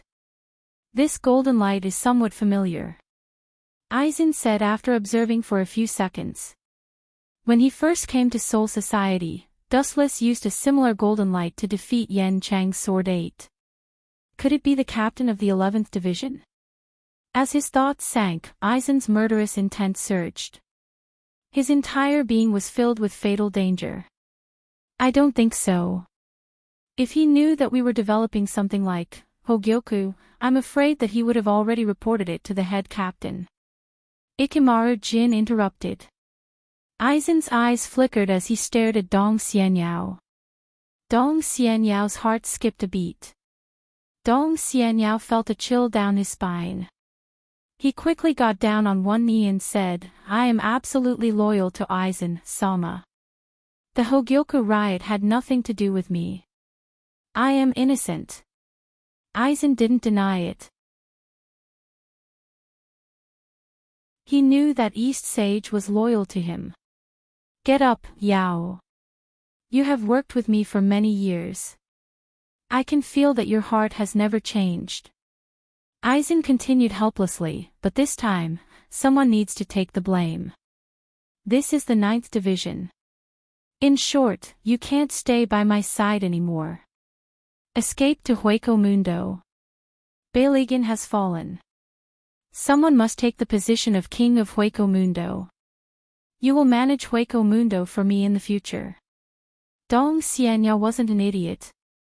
He understood that Aizen wanted to sacrifice him.